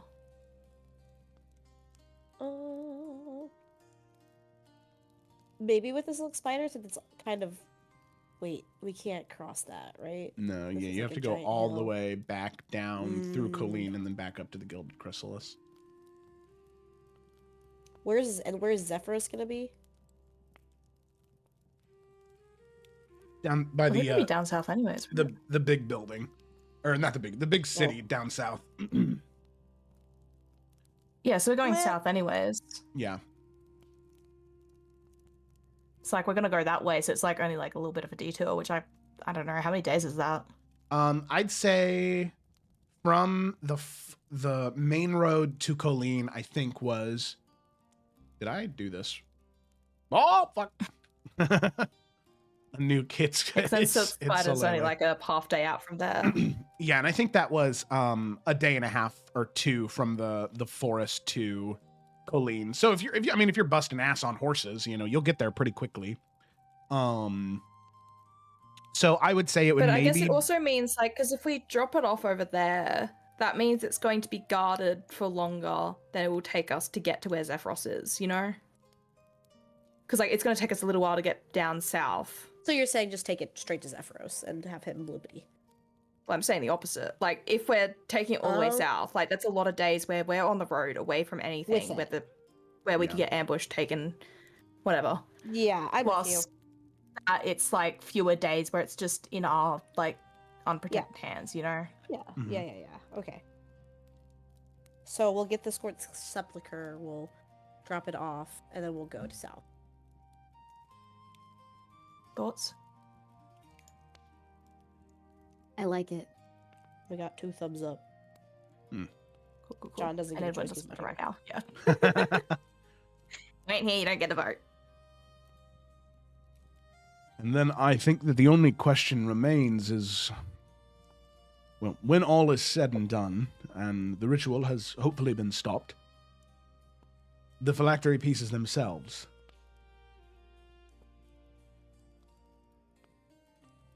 Well, I believe it'd be wiser for us to return them to Adaria. Well, yes, but I think that I don't believe they should be stored in a vault, as it seems as though that is not a foolproof plan for preventing their spirited away, or them being spirited away. I think perhaps what might be a good idea is all of you have ties, I believe, to one of the churches, at least to House Emberlin, I'm sure.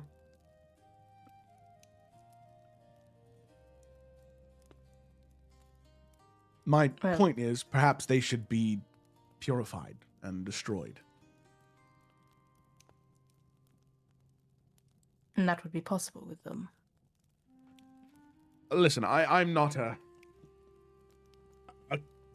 cleric or a paladin. I won't pretend to have any current knowledge. But what I do know from tales I have heard and stories I've read and accounts I've heard, that destroying phylactery pieces is one of the only ways to stop undead creatures from returning.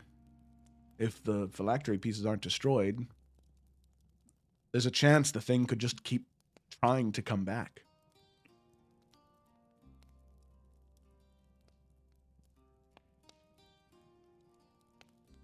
My only question would be why they weren't destroyed initially. Why they were simply stored. It's a good question. The only thing I can think of is that perhaps the people putting them away didn't want them destroyed. Question, Joe. Yeah. You did mention paladins and clerics. As a cleric, do I know of any other ways? Do I know of any ways that phylacteries can be destroyed? Do I also know if destroying the phylacteries is the only way to get rid of this? You know, stop all this shit. I know it's a hard question.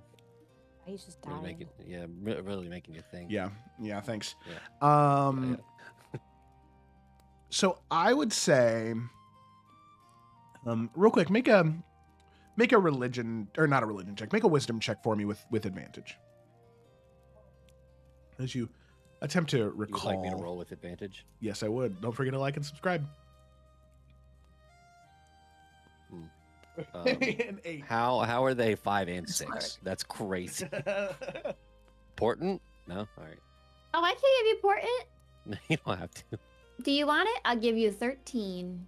You get my 13. You get my middle of the road one. There you go. I'll take it. 13. 15. All right. So, Edwin, with that, you have this like Jimmy Neutron brain blast. As initially you couldn't think of anything, but then there is this surge of knowledge. As there has not been one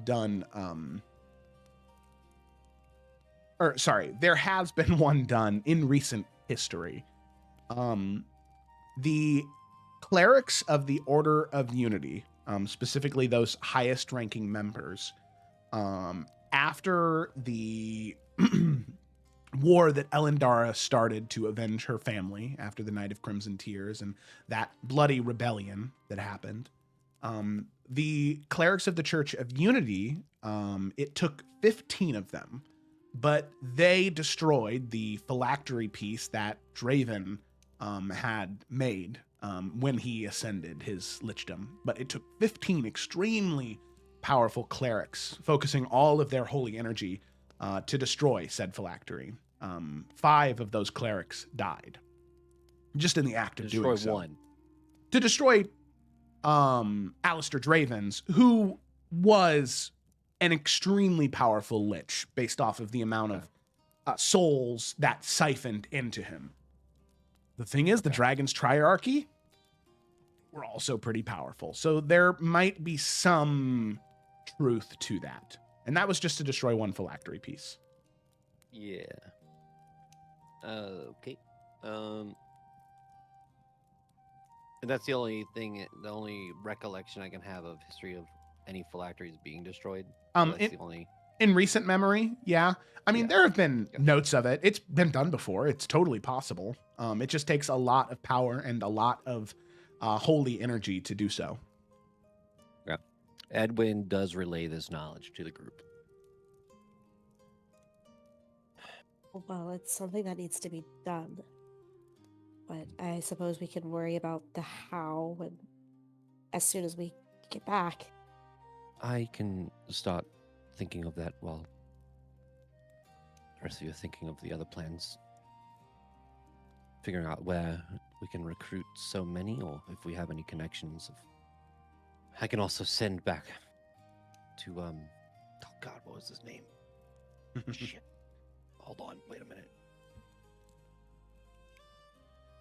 Father Aldrin. I know there's plenty of powerful clerics back there, so.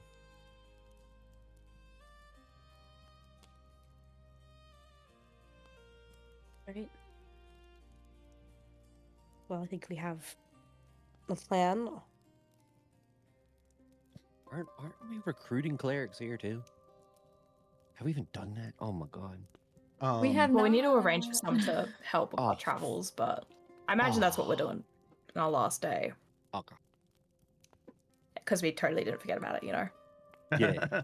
Okay, wait. Remind me. Why are we getting them? What are they doing? Because we need them because we're traveling far enough to where we're not going to be inside before the undead rise up, and that way we don't die. Because they're like trained in this shit. Okay. Yeah. Who's shooting off fireworks right now? Me. It's the 14th of March. What are you doing? I'm really happy I'm playing D&D. Okay.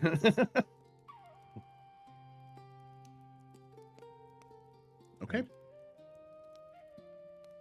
Well, I guess it's nighttime, right? Like, sorry, I was away dealing with yeah, it's after late afternoon. Dinner has been had. This is kind of the meeting.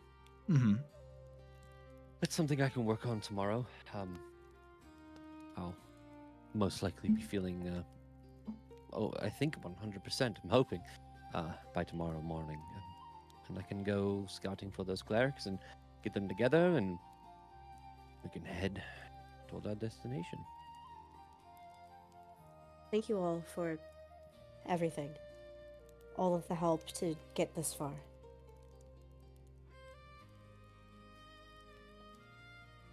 And she kind of like looks to Zephyros. I hope that you think we are more than just spoiled rich kids now, and that we actually mean what we say.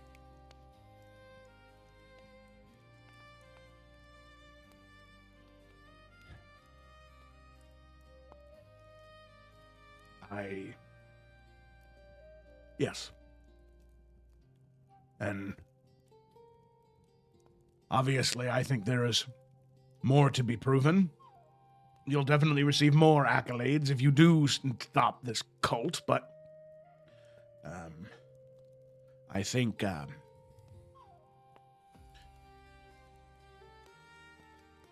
one point in my life, I had crossed paths with your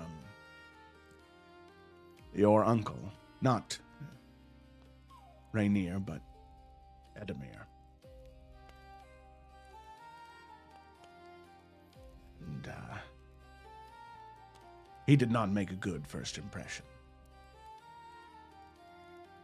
So I apologize if that affected the way that I viewed your ability to accomplish things. You all have proven yourselves competent, at least.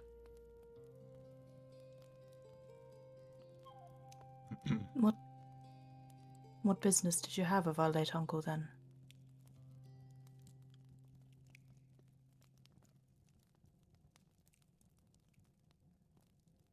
I was on a diplomacy mission from Maldaris. I was sent there during the plague to try and deliver supplies and medicine. The meetings we had did not go so well. He demanded too much, more than what we had to offer, and for less than what we could sell it for.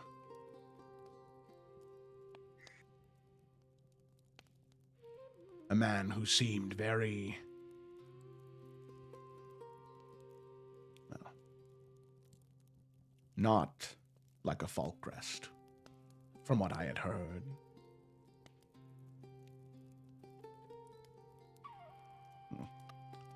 But I digress.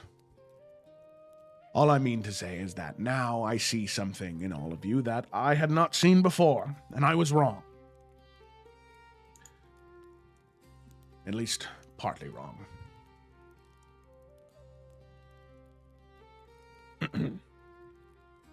Yes, well,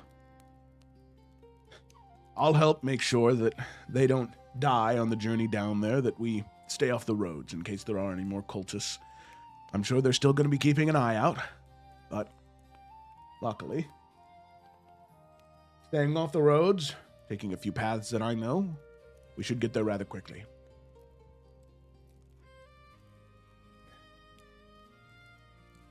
I think, and Elin will just mark a spot a little bit north on a hill north of the teleportation circle to let you all know that that's where they'll set up shop and that's where they'll scout out.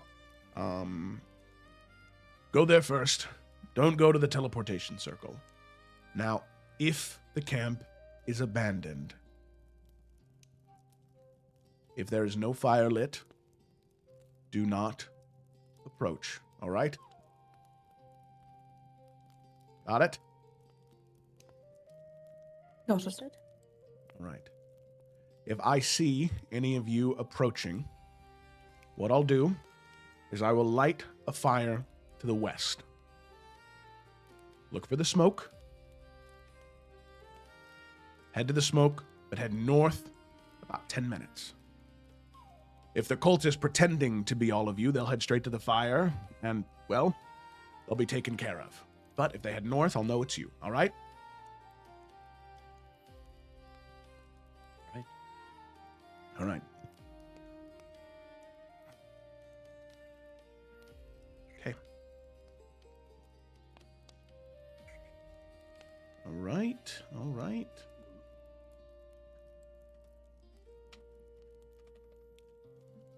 So is there any other questions before you all head away?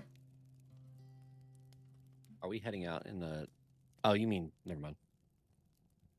I'm gonna shut up. Yeah, right now it's just late afternoon. I think we're good. Yeah, good. Okay. Alrighty. Are the... Joe, can we... just while it was daytime when Kaylin and Edwin were walking, can we say that we went and got 100 gold worth of salt and powdered silver? Yeah. All right, cool. I was gonna say that's a lot of fucking salt. Though. A jar of it. It's the powdered silver part. Yeah. Okay. Yeah, you totally can purchase that in the day of, before the meeting. Okay, thank you. While you and Kaylin were out on your walk, I'm sure that would have worked out all right. Yep. We'll just, Okay. All right. So, does anybody else have anything else before the downtime, so to speak, has concluded?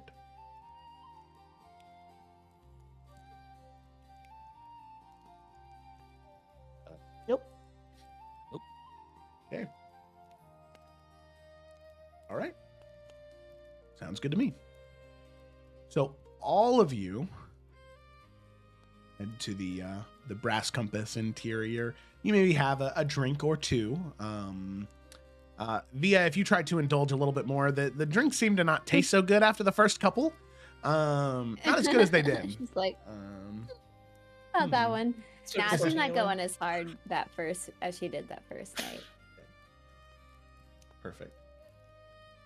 But you drink, you relax, you try, and find some amount of peace on this last night before you head out.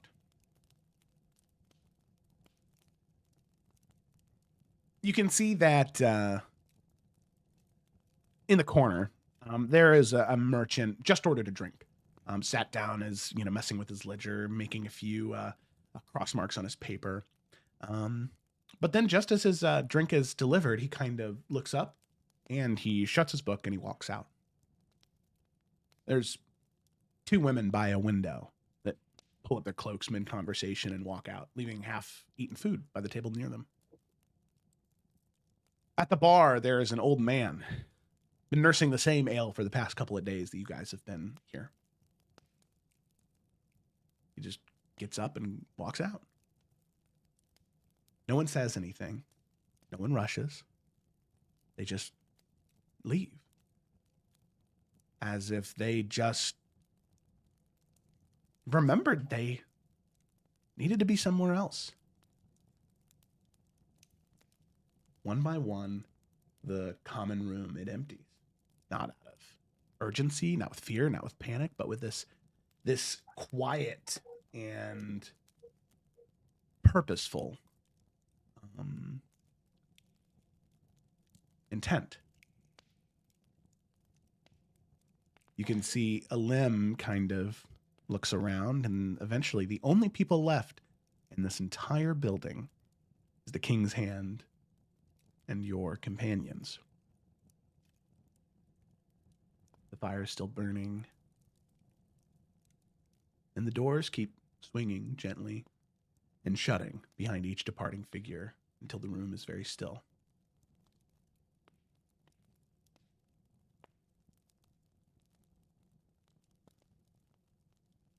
But the door opens one final time.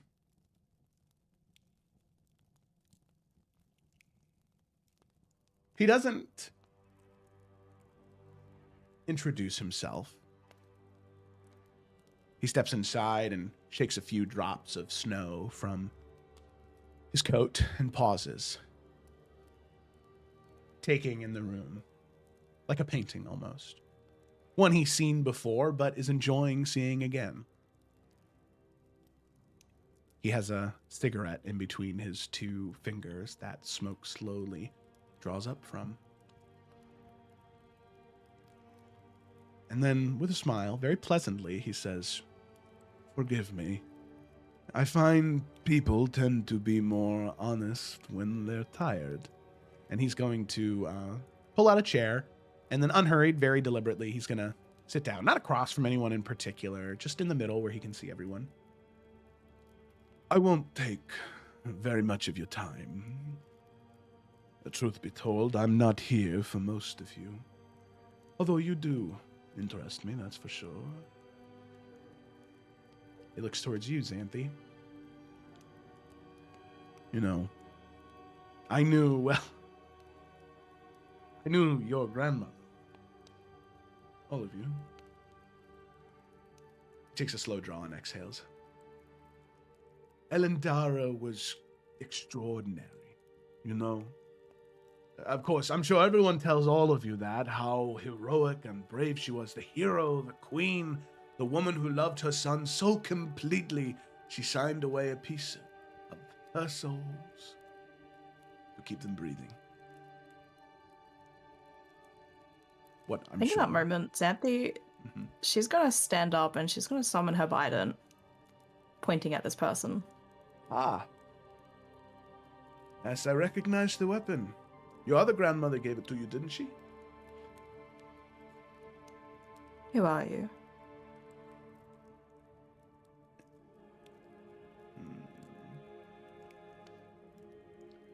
Speak. To kind of like jolt the Bident towards him a little bit more. He looks at the Bident and he smiles. You know, we are all very similar in this room. Well, you all. We're children of fathers who refuse to see our merit. Long has their time passed that they should give up their throne and pass it to the next one down the line.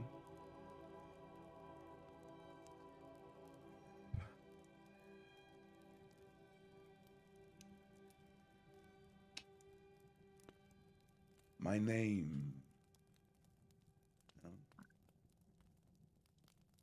My name is Raphael. I am the son of none other than the very devil who owns you. I'm sure you're pretty confident by now who that is, though. You don't seem stupid to me.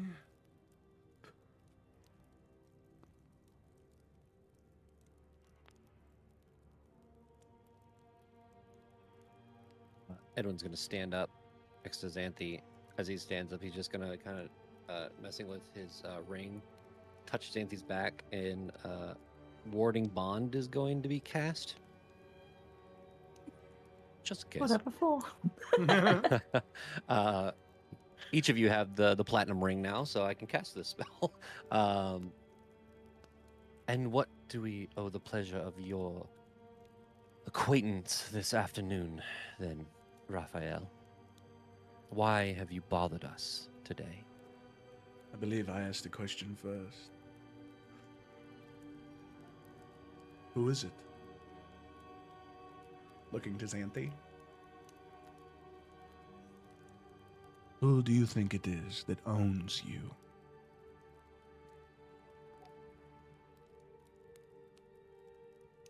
I mean, I think she was like slightly goldfish for a little while. Like, she doesn't know what to say. Because, I mean, Xanthi does not know. No. Like, she's seen the person, knows vague things about it, but she has no, like, definitive answer to anything.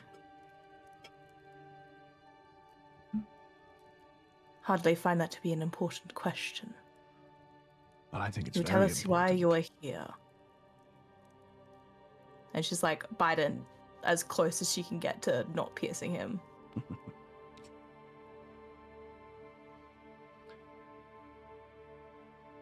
I'll stand. And I'll kind of flick the cigarette onto the ground.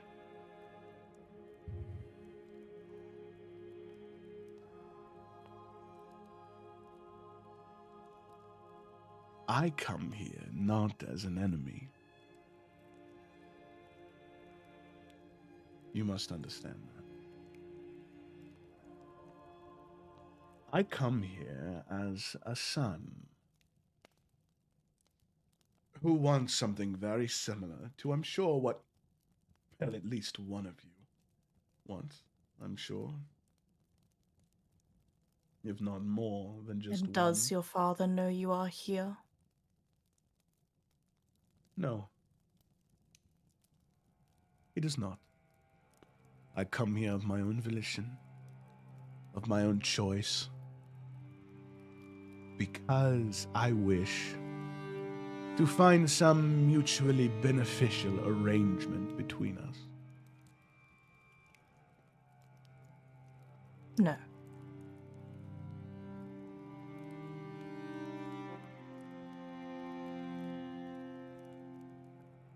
Would you at least like to hear the terms of my deal first? I figured I wouldn't waste us the time.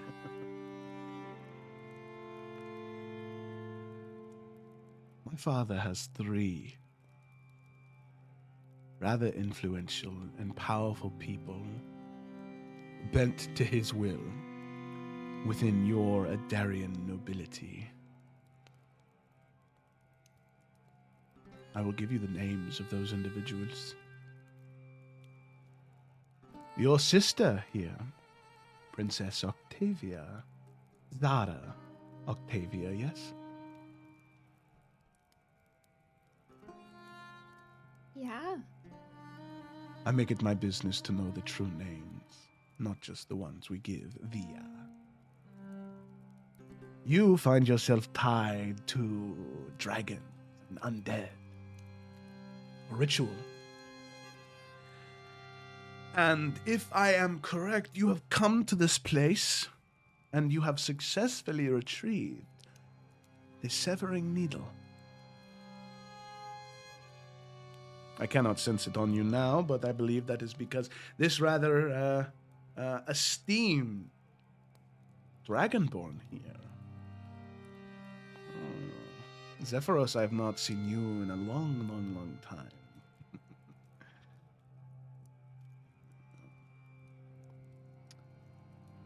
Lead boxes, I'm sure. About what it seems, yes? So, if you wish to deny the deal, you can, but regardless of what you wish, I will tell you. I will give you the names of these 3 individuals that have sought to manipulate you and at least serve my father. Which, if you have a hard time understanding the gravity of the situation, even if you do not know the name, you know the feeling. You know of who I speak. You know the cold Lord, the Lord of no mercy, Lord of Hellfire, Duke of Brimstone, Lord of Cania, Lord of the Eighth. The devil that owns your souls, Auntie, is Mephistopheles. And he's taken a very keen interest in you. But I see you. You are not like Elendara. You do not have confidence. You have ambition and you have audacity. But the deal, I get carried away.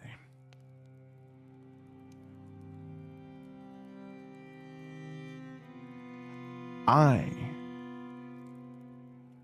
will break Octavia's connection to the dragon cult.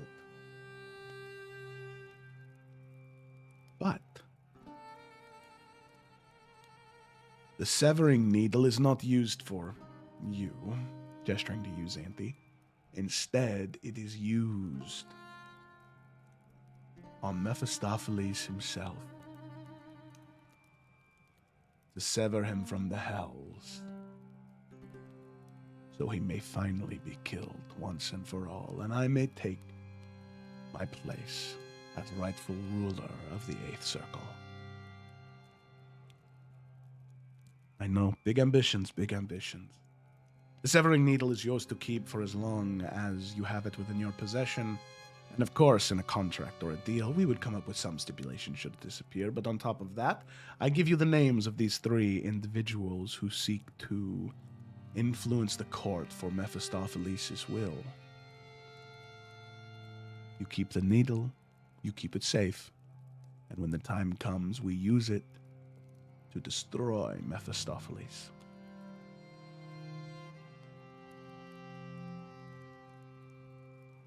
What reason exactly do we have to trust you in any of this? Perhaps you should just give us those names as a gesture of goodwill. Yes. You make a good point. I'll give you one. How about that? 3. Well, I can't put all my chips on the table. I don't want to show my full hand. If anything, I know those 3 names are the things you're most interested in. The Severing Needle I'm sure you can attempt to use it on your dear sister here, but, Edwin, my boy, I don't know. It might be a little bit out of your skill set. But, who knows? Prove me wrong, perhaps, right? I would love that for you, honestly. But, is it something you really want to chance? And then have to wait 100 years in case he fails? I don't know. If I give you the 3 names, you perhaps trust your brother to break that, and then you try and find another way to destroy Mephisto or to break your pact. Destroy the contract, more so. I don't know, there is a clock ticking, Xanthi. Tell me, how many people have you killed? You don't know, do you? Or that your hand has killed, I think is the specific term. Tell me, have you recently signed any contracts or bills that would allow, say, a governing militaristic body, say the Adarian Watch, execute bandits on your watch? You didn't do that, did you? Well, those are people killed by your hand. Clock is ticking, Xanthi. I don't know if you can stop that bloodshed. So, one name, shall we, just to warm us up? In fact, based off what I just said, you might be able to figure out who that first one was. You know what? I'll give you the first one for free. I won't even ask any more in return. You know, my father, he thinks he's quite clever. The current High Lady, the Dawnbreaker, she tells us we cannot go out into the world. She enforces it unless we have our names on display. Luckily, no one knows who old Raphael is. But I bet you, if you take the name Otis M and mix around the words, tell me, what does that spell? Mephisto. My father's lucky he has 2 names to go by. Oh, I bet that one stings, doesn't it? He was very proud of it. You really trusted him. That's my father for you. He pretends to be fatherly and kind and guide you, but it's really for his own gain. And there are still 2 more. If I were you, I'd be dying to know who the other 2 were.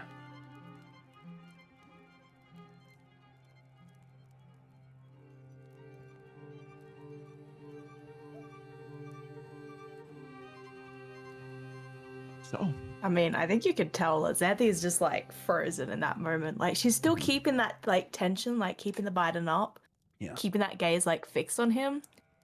But I mean, like her little tail is between her legs, you know. Like...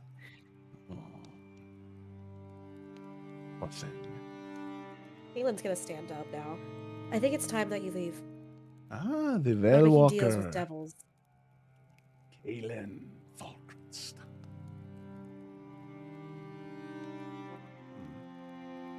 I think it's time that you leave. I don't need you to psychoanalyze me. I'm afraid I would get lost in a mess such as you, Kaylin. Wait a minute. And he kind of stands up. And he leans towards you, Kaylin. Are those burns on your face? I think my sister asked you to leave. He's gonna stand in front of Kaylin. You were the pup. You bit my father.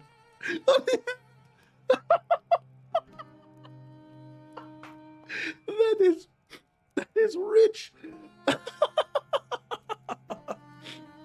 Oh. Would you like that I bite you as well? Or would you like to leave? No, if anything, I would love to work with you all even more now.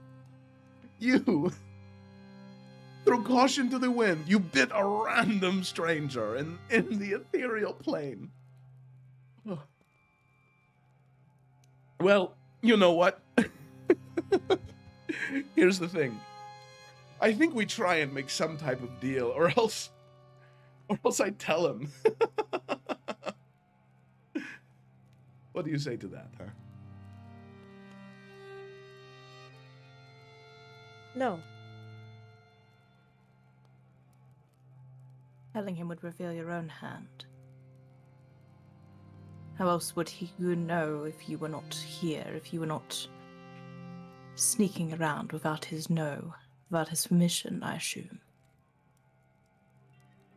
You think that it is uncommon for a devil, even his own son, to lie to another? I think that's your nature. Yes, exactly. He lies to me, I lie to him. But as long as I still pretend as though I'm serving his will, well, think about what a nice treat this is. You know, he's so angry.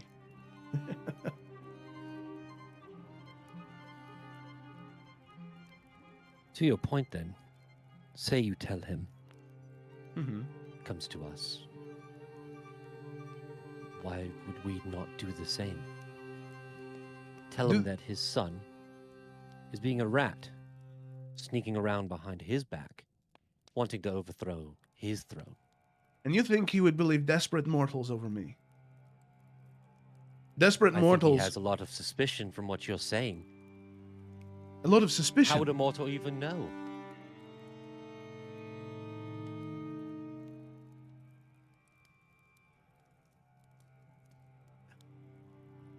A cleric, you mean?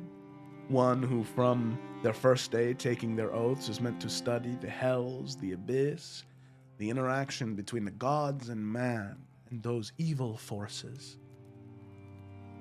You think he wouldn't assume that you know what our nature is, so you would say and do anything to protect your little sister? You That don't would be think? a normal cleric, wouldn't it? But it Mr. seems like he's Raphael, taken. We could go in circles talking about things. I agree. The least you could give us is 24 hours, right? I mean, you know where to find us. It's not like we're gonna get away.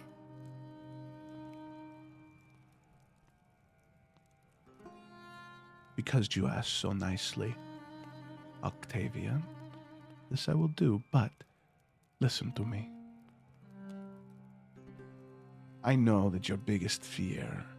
And, Via, I need you to make a wisdom saving throw. Okay.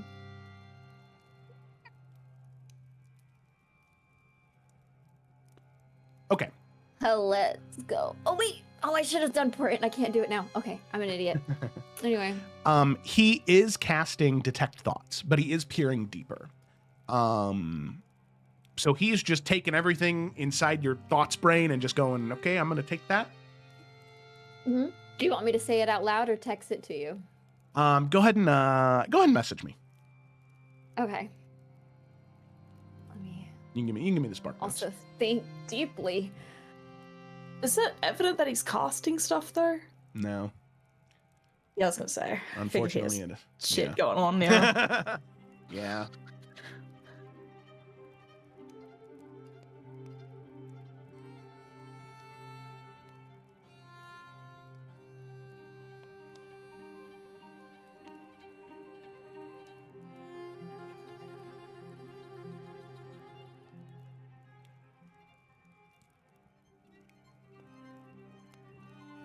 You can see that, I will say in this moment, that even Zephyros is tensed up. Like, he's not making a move. He is not quipping back. He is not doing anything. Stoic. Still as a statue. Okay, I sent it. Okay. Listen, Octavia. You seem like a very kind-hearted soul. And I know that you fear for them. But here, I'll make a promise to you. If you can help me, just keep them in line, I promise I won't hurt them. Right? And I know you fear for your sister most of all. For if this needle is used on you, then she may very well be consigned to damnation. I want to save you both. That's what I want. And I want the throne that has been mine for the last 2,000 years. I'm sure all of you are tired of waiting on lesser men to tell you what is yours. 24 hours. I will find you, and hopefully we can come to an amicable agreement. And if there is no deal to be had, I'll try my best to keep my mouth shut around my father, but sometimes that's hard. Well, enjoy the rest of your evening. Please enjoy Solibor. What did you mean by time?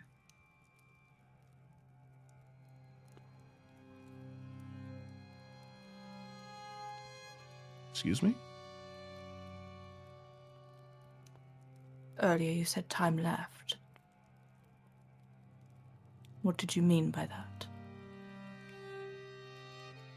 100 souls, Xanthi.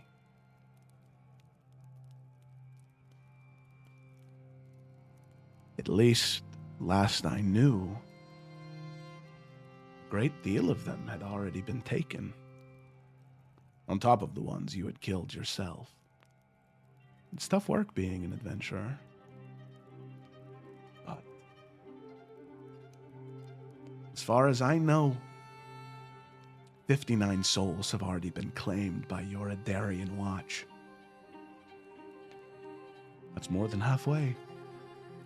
And at 100, what then? Oh. I don't know. Feels like leverage now, no? I'll let you think on it. Just imagine the worst. How about that? Good night. Hand of the King. And Zephyros, you did tell them about what happened, yes? About the mission Maldara sent you on? I'm sure they'd love to know. Well, things might get a little tense in here. I think I'll leave. Farewell. And I look forward to our next encounter. And he'll walk out, leaving all of you alone in the brass compass. And on that note, that's where we're going to go ahead and end tonight's session.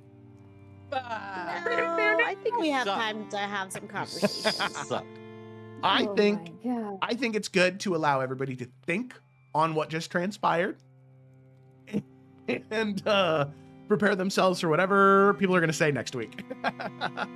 What I will say, I think what I'm going to do is just in case you guys get there, I'd like you guys to be able to have some time to review the contract that Raphael will propose. So I'll share that with all of you, so that way you can, if you do decide that's something you want to do after talking back and forth, you can have time to look at the contract beforehand. Thank you, I know it's devious. It's what I do best. Okay. Well, thank you so much for watching, everybody. Hope you enjoyed. I know I did, and I look forward to seeing you in the next one.